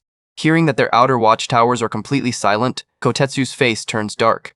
He orders his men to immediately kill any intruders on sight, refusing to take any risks. Suddenly, a creepy clattering sound echoes through the dark cave corridor. Ryoga's skeleton guard steps out of the shadows, holding its heavy shield as it blocks their path. The thugs stare in alarm as the skeleton's jaw clatters menacingly. They quickly realize they are under attack by an undead summoner. Multiple teal ghosts float out alongside the skeleton guard, their smiling faces glowing in the dark.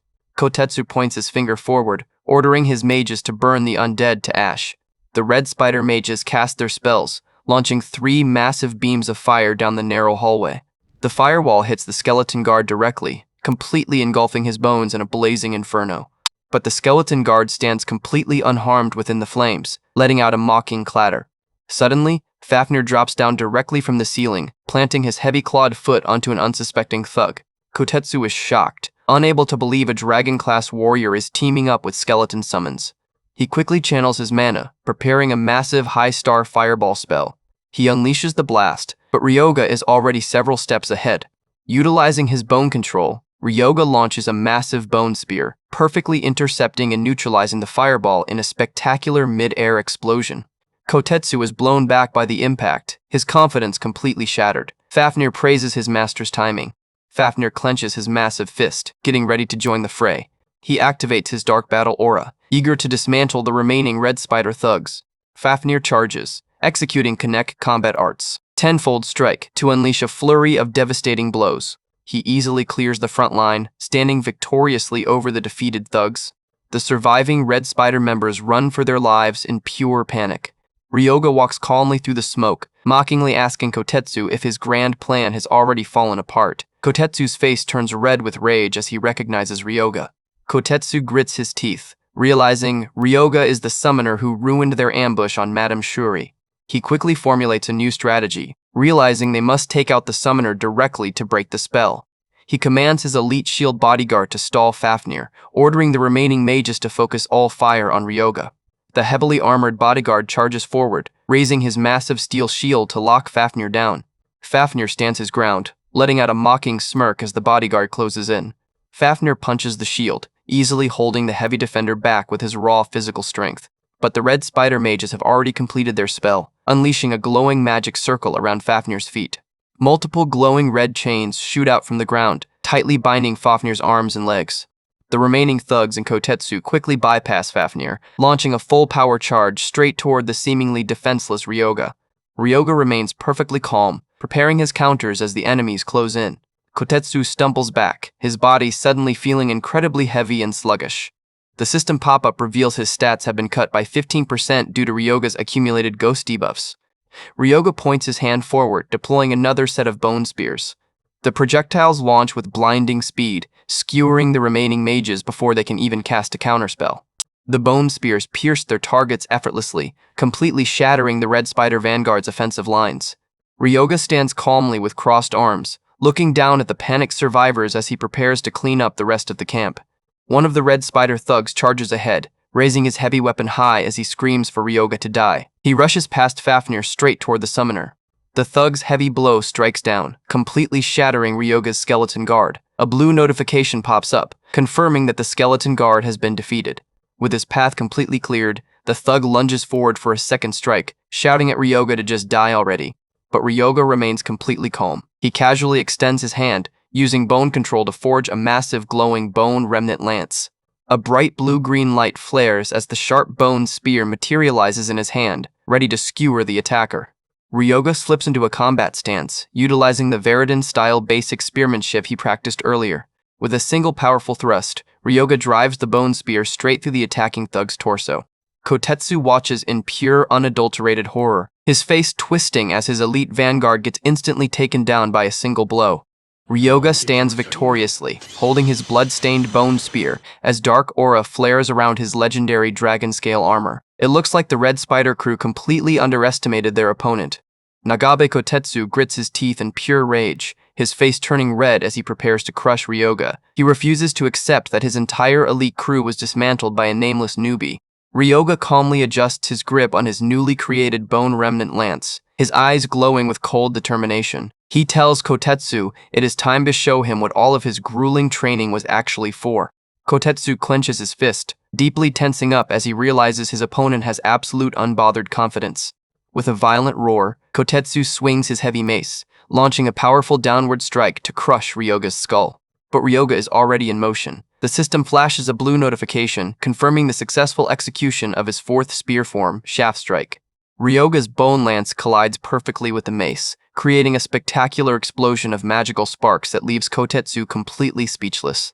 Kotetsu stumbles back, clutching his trembling weapon in frustration. Ryoga mockingly tells him that an opponent of his caliber is absolutely no problem. A dark, confident smile spreads across Ryoga's face, completely looking down on his opponent. His pride shattered, Kotetsu launches himself forward in a desperate final charge, screaming at Ryoga to stop looking down on him. Ryoga simply raises his hand, commanding his newly summoned teal ghosts to swarm the battlefield. The ghosts wrap around Kotetsu and his remaining mages, heavily draining their physical speed and stamina. Kotetsu looks around in sheer panic, as Fafnir's massive shadowy silhouette suddenly looms right behind him. Fafnir strikes down with incredible momentum, mockingly telling Kotetsu that he completely let his guard down. The heavy physical blow shatters the stone floor beneath Kotetsu, creating a massive cloud of dust. Through the debris, Ryoga's dragon-scale armor begins to glow with dark purple magical energy. The system details the effect as the armor dynamically changes its form to adapt to the combat environment.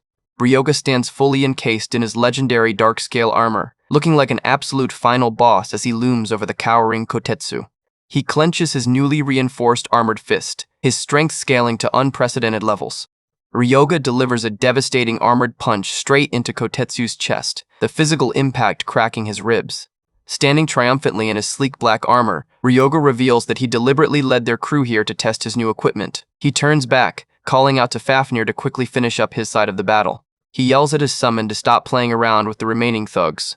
Fafnir ignites his hand with Dart Battle Aura, smiling confidently. He grumbles that the Red Spider Small Fry were simply trying to stall him with their petty binding spells. The remaining thugs look up in absolute horror, realizing their binding spells did absolutely nothing to slow the Dragon Man down.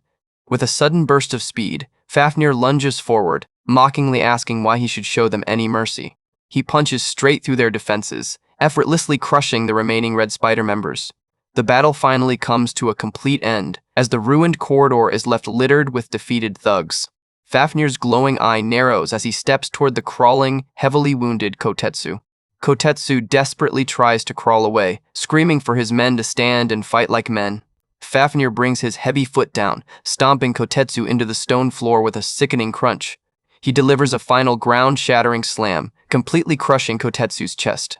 Kotetsu spits out a spray of blood, his face twisted in absolute disbelief as his consciousness begins to fade. He can't accept that his elite crew lost to a nameless lizard.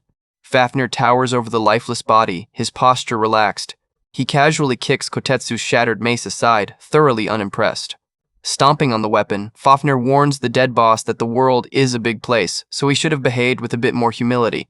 Fafnir picks up Kotetsu's heavy steel shield, dusting it off as he advises his master that they should head deeper into the cave.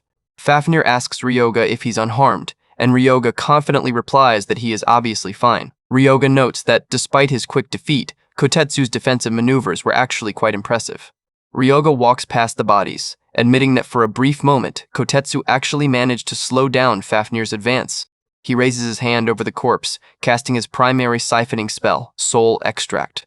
A glowing red soul orb is siphoned from Kotetsu's body, flowing directly into Ryoga's open palm.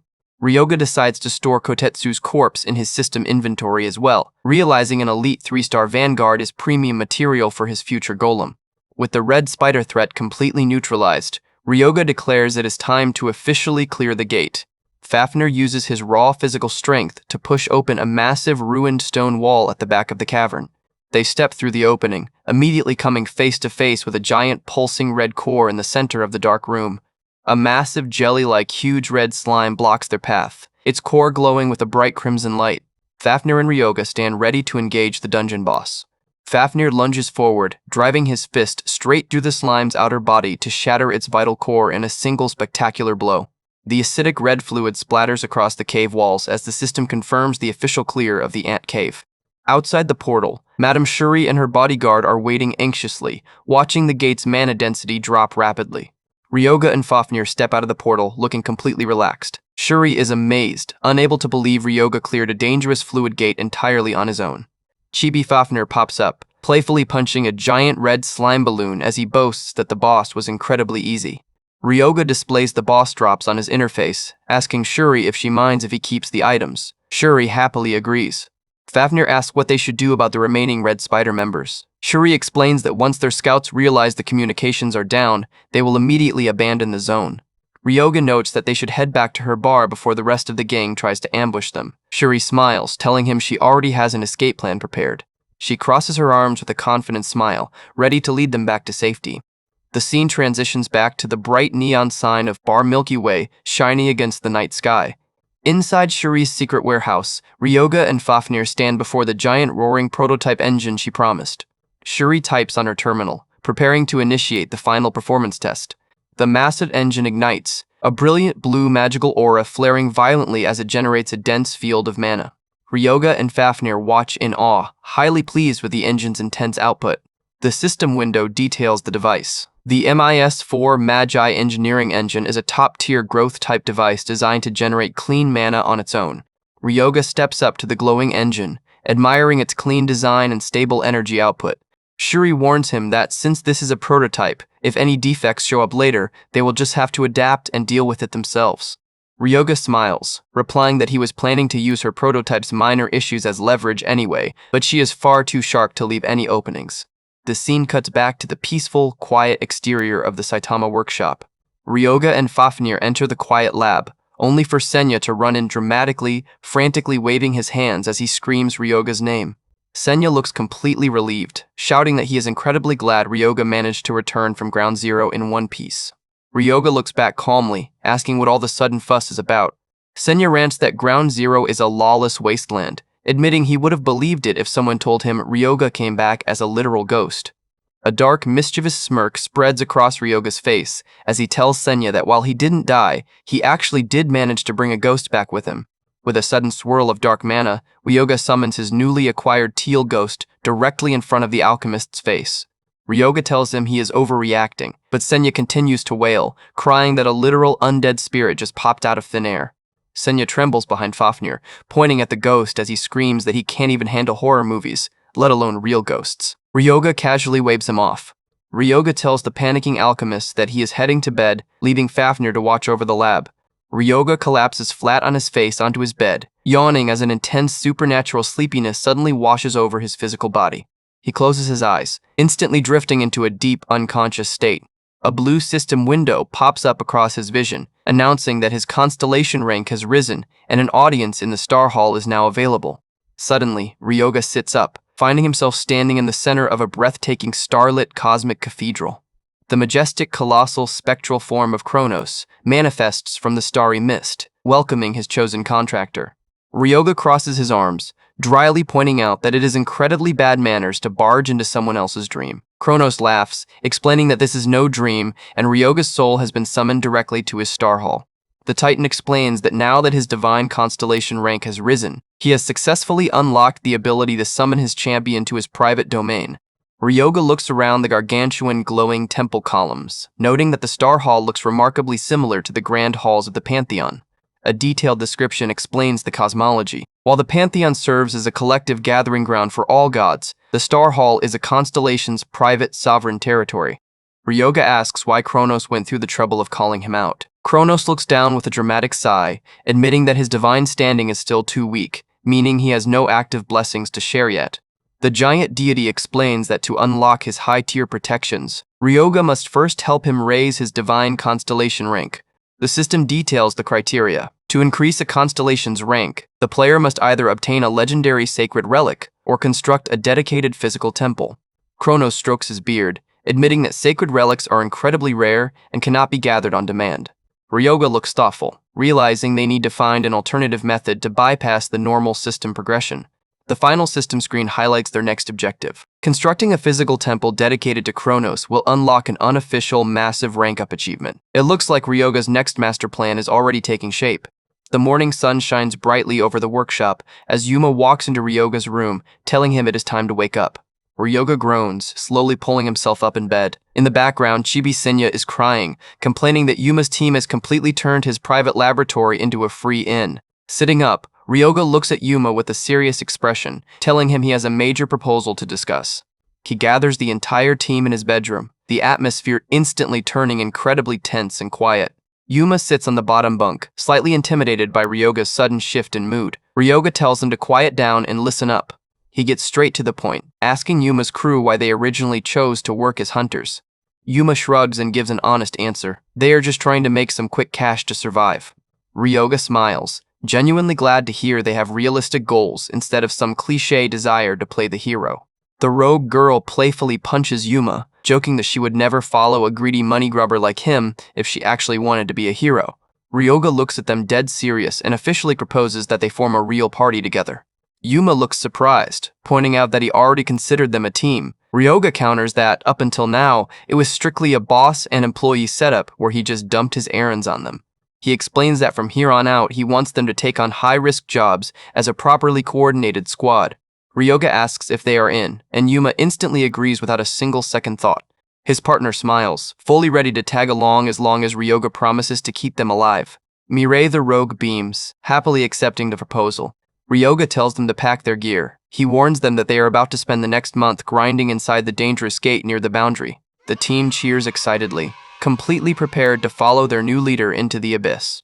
Back in the laboratory, Ryoga prepares his summon cards. He is glad he can finally deploy his undead openly without hiding his true class from his team.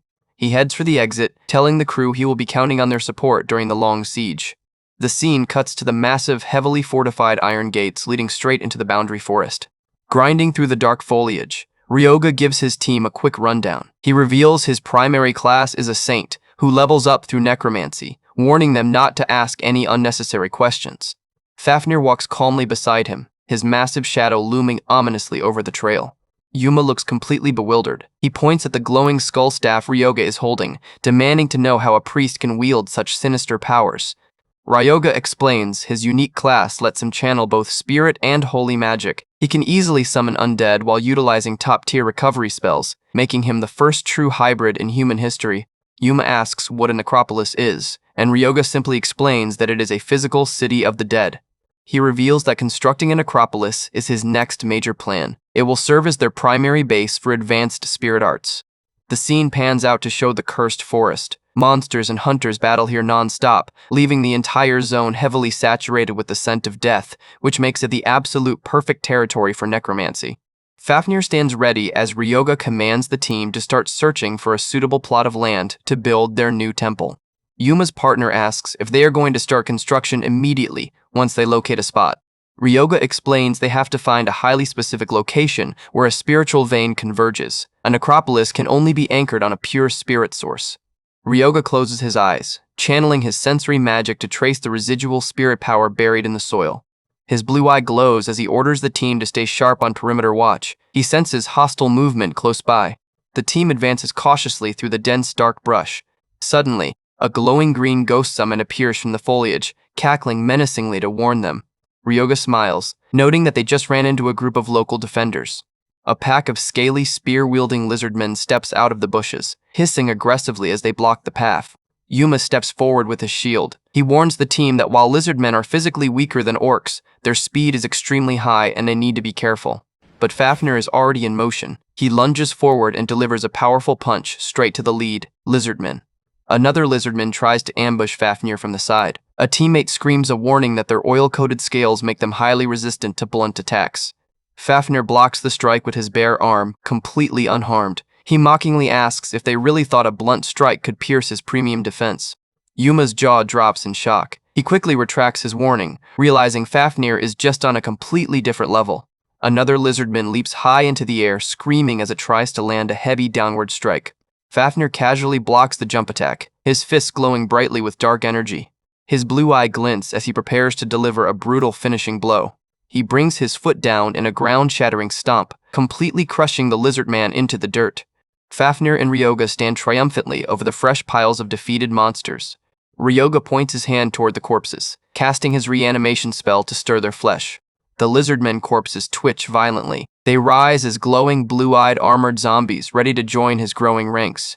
Advancing deeper, Ryoga notes that strong spiritual veins naturally attract higher concentrations of monsters. They are going to have to fight their way through. He orders the team to stay sharp, and Yuma confidently salutes back. Fafnir easily clears another wave of attackers, his massive fists creating raw shockwaves of kinetic wind. Suddenly, a massive roaring army of lizardmen surrounds them from all sides, completely blocking the exits. Yuma nervously looks at the massive ancient stone altar sitting at the back of the clearing. Ryoga smiles. He notes that the spiritual veins are converging directly beneath this location, making it the absolute perfect spot to anchor their necropolis. He points out that while the local lizardmen don't seem thrilled to have new neighbors, their massive numbers are completely useless against a necromancer. Yuma looks panicked, warning that they are completely outnumbered and suggesting a retreat.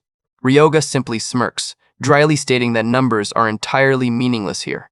He raises his hand, triggering his bone control spell with a flare of dark magic. He launches a colossal barrage of sharp bone spears, completely filling the clearing with a deadly rain of projectiles. Ryoga stands perfectly calmly as the bone spears rain down.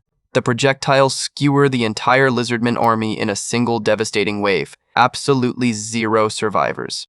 The sun sets over the silent, blood-soaked forest as the dust finally begins to settle. Fafnir and Ryoga stand in the quiet clearing, surrounded by massive piles of defeated monsters. Ryoga prepares to initiate the core construction spell. He uses stirring flesh to separate the bones from the fresh carcasses. The bones of the entire lizardman army rise into the air, swirling in a massive column of dark, magical energy. He directs the bones, utilizing his bone control to physically forge the main structural frame of his new tower. Chibi Kronos hovers nearby, highly pleased to see Ryoga finally raising his necropolis. Ryoga explains he is constructing an obelisk to serve as the central symbol of their domain. Kronos notes that obelisks were originally symbols of the sun god, representing pure light and life. Kronos strokes his beard, deeply thoughtful of the historical symbolism. Ryoga explains that choosing a concept that represents the exact opposite of death is the perfect ironic symbol for a necromancer's domain. He officially names it the Black Obelisk. Kronos lets out a boisterous laugh, highly praising the creative dualistic symbolism. Ryoga dryly accepts the compliment. Ryoga notes that the frame is complete, and it is time to build out the inner magical circuits. The system notifies him that the residual spirits in the soil are reacting. A blue warning screen flashes, alerting Ryoga to a massive critical spike in his spirit consumption. The dark tower glows with a brilliant red magical light as the fusion process begins. Ryoga grits his teeth, muttering that he just needs a little more power. Ryoga looks extremely tense, sweat pouring down his face as the sheer mana strain of the construction pushes his spirit pool to its absolute limits. The system warns that his spirit pool has been drained by 80%, and the consumption speed is rapidly climbing. With a final desperate surge of magic, Ryoga commands the spirits to lock the structure in place. He takes a deep breath, his eyes glowing with an icy light. The grand black obelisk stands tall in the center of the dark forest. Its dark bone structure radiates an intense magical pressure as the system confirms the successful completion. The system announces that Ryoga has accomplished a feat that completely defies common sense, officially engraving a brand new verse into the myth of Kronos. A pop-up confirms the building quality is exceptionally high, boosting the obelisk's performance by 50%.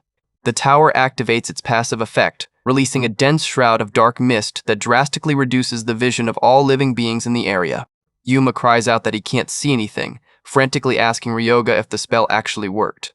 Fafnir stands proudly, feeling a massive surge of dark energy boost his stats by 30% thanks to the obelisk's passive field.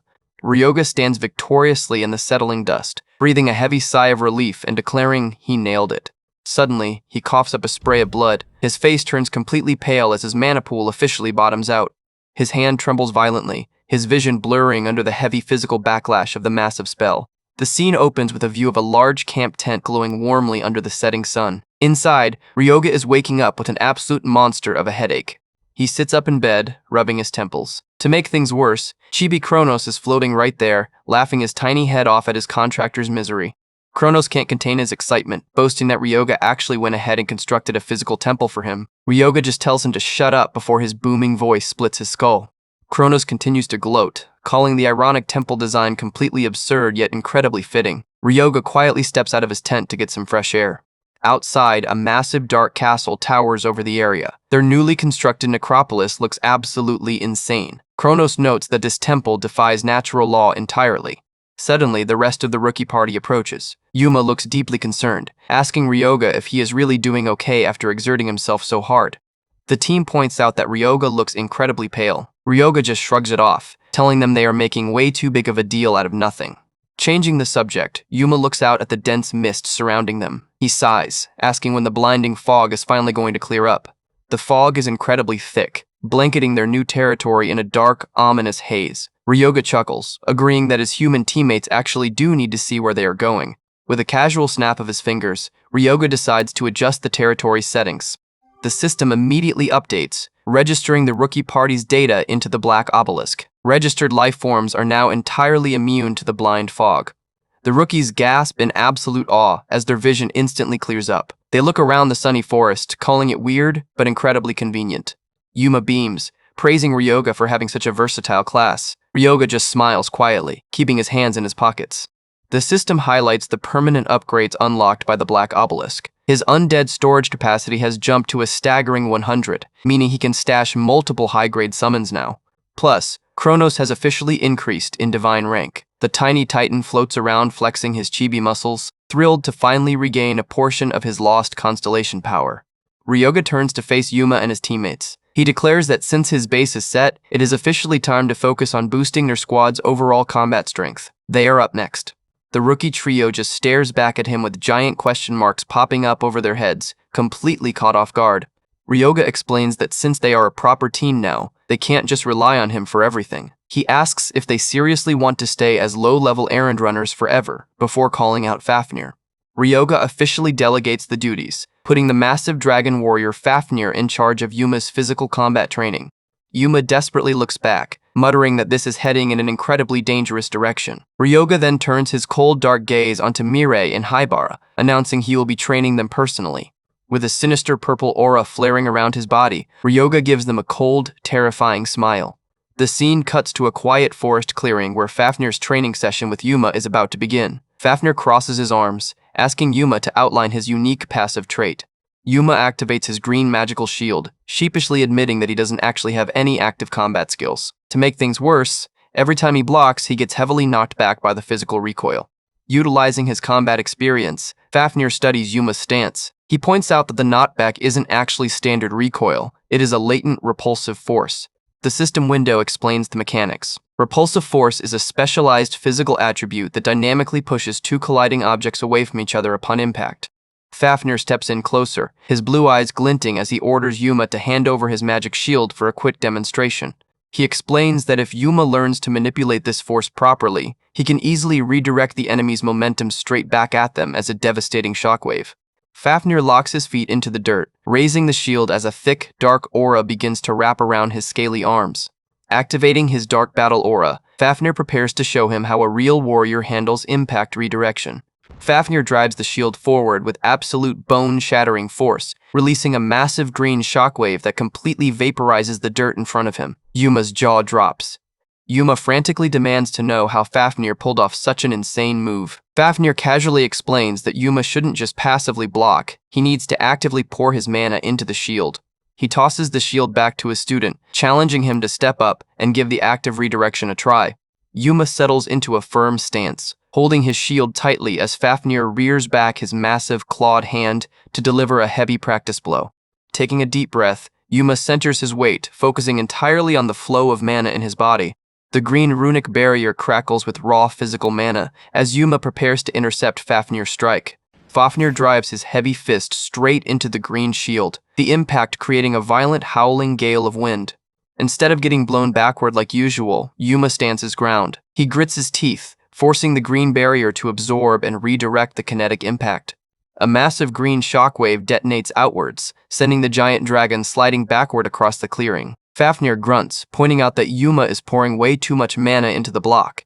The rigorous training continues late into the evening. The forest echoes with the sound of clashing shields as Yuma slowly masters the flow of his repulsive force. Meanwhile, Ryoga's training session with Mirai and Haibara is officially underway. He asks Mirai to detail her weapons and passive traits, and she explains she relies on her crossbow and the unique trait, resonance. The system details her unique trait. Resonance allows her to link physical objects directly to herself, letting her mana flow into the object to significantly boost its raw offensive capabilities. Ryoga rubs his chin, admitting that a simple mana-linking trait doesn't seem exceptionally strong at first glance. Kronos floats nearby, nodding in agreement. Mirai looks down nervously, quietly admitting that her trait has always been considered pretty subpar by other hunters. But Ryoga lets out a knowing smile. He assures her that while standard guilds might overlook it, resonance is actually an incredibly broken ability if you know the right setups. Ryoga pulls a rare glowing skill book from his inventory and hands it over. Mirai is completely stunned, asking if it is really okay for him to waste such an expensive item on a rookie like her. She stares at the cover of the relic, her hands trembling as she realizes the sheer market value of the magic Ryoga is casually gifting her. Ryoga tells her to stop overthinking and just learn it, noting she can simply pay him back once they start clearing high-level dungeons. The system confirms she successfully learned telekinesis. Ryoga lays out her new combat loop. First, she needs to cast resonance directly onto her crossbow, and then use telekinesis to levitate and control the weapon in mid-air. Mirai channels her purple mana, linking her soul to the weapon before using her newly learned telekinetic force to lift the heavy crossbow off the ground. She gasps, realizing that levitating the weapon feels completely different. To her utter amazement, the raw magical pressure radiating from the floating crossbow is actively climbing. Ryoga explains the hidden synergy. Because telekinesis is a physical manipulation spell, it directly stacks on top of the resonance link, forcing her mana flow to multiply exponentially. Under Ryoga's expert guidance, Mirai directs the floating weapon. Her eyes glow with absolute determination as she locks onto her target. Her green eyes flare with a sharp predatory light, completely focused on executing the final step of her training. The floating crossbow fires, releasing a titanic high-density beam of purple magical energy that tears through the forest with a deafening boom. Haibara stands in the background with his jaw on the floor, calling the destructive output absolutely insane. Mirai pants slightly, looking down at her hands in pure disbelief. Ryoga casually orders her to keep going, pointing toward a nearby tree and telling her to aim another shot. A chibi tutorial diagram breaks down the mechanics. By feeding her mana in twice, Mirai can easily double her output. She wonders where on earth Ryoga managed to learn such a highly advanced trick. Ryoga quietly reflects to himself, knowing that the person who actually discovered this legendary combination in his past life was Mirai herself. He casually tells her to keep practicing until her mana pool is completely empty. Mirai nods firmly, completely trusting his advice. Ryoga hands her a new specialized weapon, telling her to swap over to maximize her training efficiency. Ryoga then turns his attention to the final rookie, the archer Haibara, asking him to outline his current skills and capabilities. Haibara rubs his head nervously, admitting that his unique trait is considered incredibly awkward and difficult to utilize in standard parties. He demonstrates his ability, creating a small, swirling blue spatial rift over his open palm. He sighs, explaining that his pocket inventory maxes out at just 1 single kilogram. A 1 kilogram inventory space is basically useless for a standard dungeon raid, which is exactly why other guilds always rejected him. But the system highlights his true trait, space, a unique grade passive. Kronos lets out a booming laugh, highly pleased by the discovery.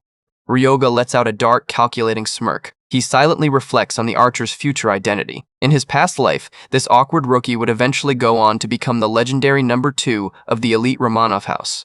This legendary warrior was known across the globe for his absolute mastery over the spatial attribute. He used his pocket inventory to store every single weapon he owned directly in his private subdimension. During combat, he could instantly summon and swap dozens of weapons on the fly, overwhelming his opponents with an unpredictable barrage of legendary gear. Ryoga reflects on the progression path, knowing that to expand a spatial inventory, Haibara needs to consume rare, specialized spatial elixirs. Ryoga looks at Haibara, announcing that he will personally retrain his mana control from scratch to prepare his pathways for expansion. Haibara immediately salutes in agreement. The screen cuts to a dark, cloudy sky over their fortified castle. 2 whole weeks have passed since they began their grueling training. Suddenly, the ground shakes as a massive horde of armored, red-eyed skeletal boars rushes straight toward the outer walls of the necropolis. Standing firmly behind the defensive gates, Yuma and the rookie team prepare to intercept the incoming wave of monsters. A giant armored boar slams directly into Yuma's shield with a deafening crash, kicking up sparks and dust. But Yuma doesn't slide back an inch. He channels his mana perfectly, triggering his newly mastered passive, Moving Fortress. With a powerful forward shove, Yuma releases a massive green kinetic shockwave, sending the giant skeletal boar flying backward into the dirt. Seizing the opening, Mireille steps forward, directing her floating purple-infused crossbow to lock onto the dazed targets. The remaining boars continue their relentless charge, completely oblivious to the trap they just ran right into. Mireille fires. Her double-infused resonance spell charges the projectiles with a blinding purple light. Her arrows pierce straight through the leading boars, the raw physical impact completely shattering their armored hides. The rest of the vanguard is systematically dismantled in seconds as her rapid-fire magic tears through their ranks. The battle comes to a swift end. The castle courtyard falls completely silent as the red-eyed skeletal boars are reduced to piles of dark residue. Mireille lowers her weapon, letting out a satisfied smile as she realizes just how incredibly strong her new combat style has become. High above the fortress, the black obelisk pulses violently with dark energy, absorbing the residual monster souls to fuel its core. The system window flashes, confirming that the necropolis is successfully absorbing monster souls. It is now officially functioning as both a sovereign territory and a dedicated physical temple. Ryoga casually walks up, highly pleased to note that Fafnir didn't even have to lift a claw. Yuma and Mireille effortlessly dismantled a group of 3-star armored boars entirely on their own. Ryoga beams, announcing that their territory has officially been recognized by the system. Plus, the massive clear experience pushes his level all the way up to 50. A glowing system announcement flashes across the screen, confirming he broke past his limits and stepped into a new realm. It looks like Ryoga's master plan has officially succeeded, and the real challenge is just beginning. That is all for today. If you enjoyed Ryoga's journey to level 50, please leave a like and subscribe to the channel so you do not miss the next part. Let us know your thoughts on his hybrid build in the comments, and we will see you in the next video.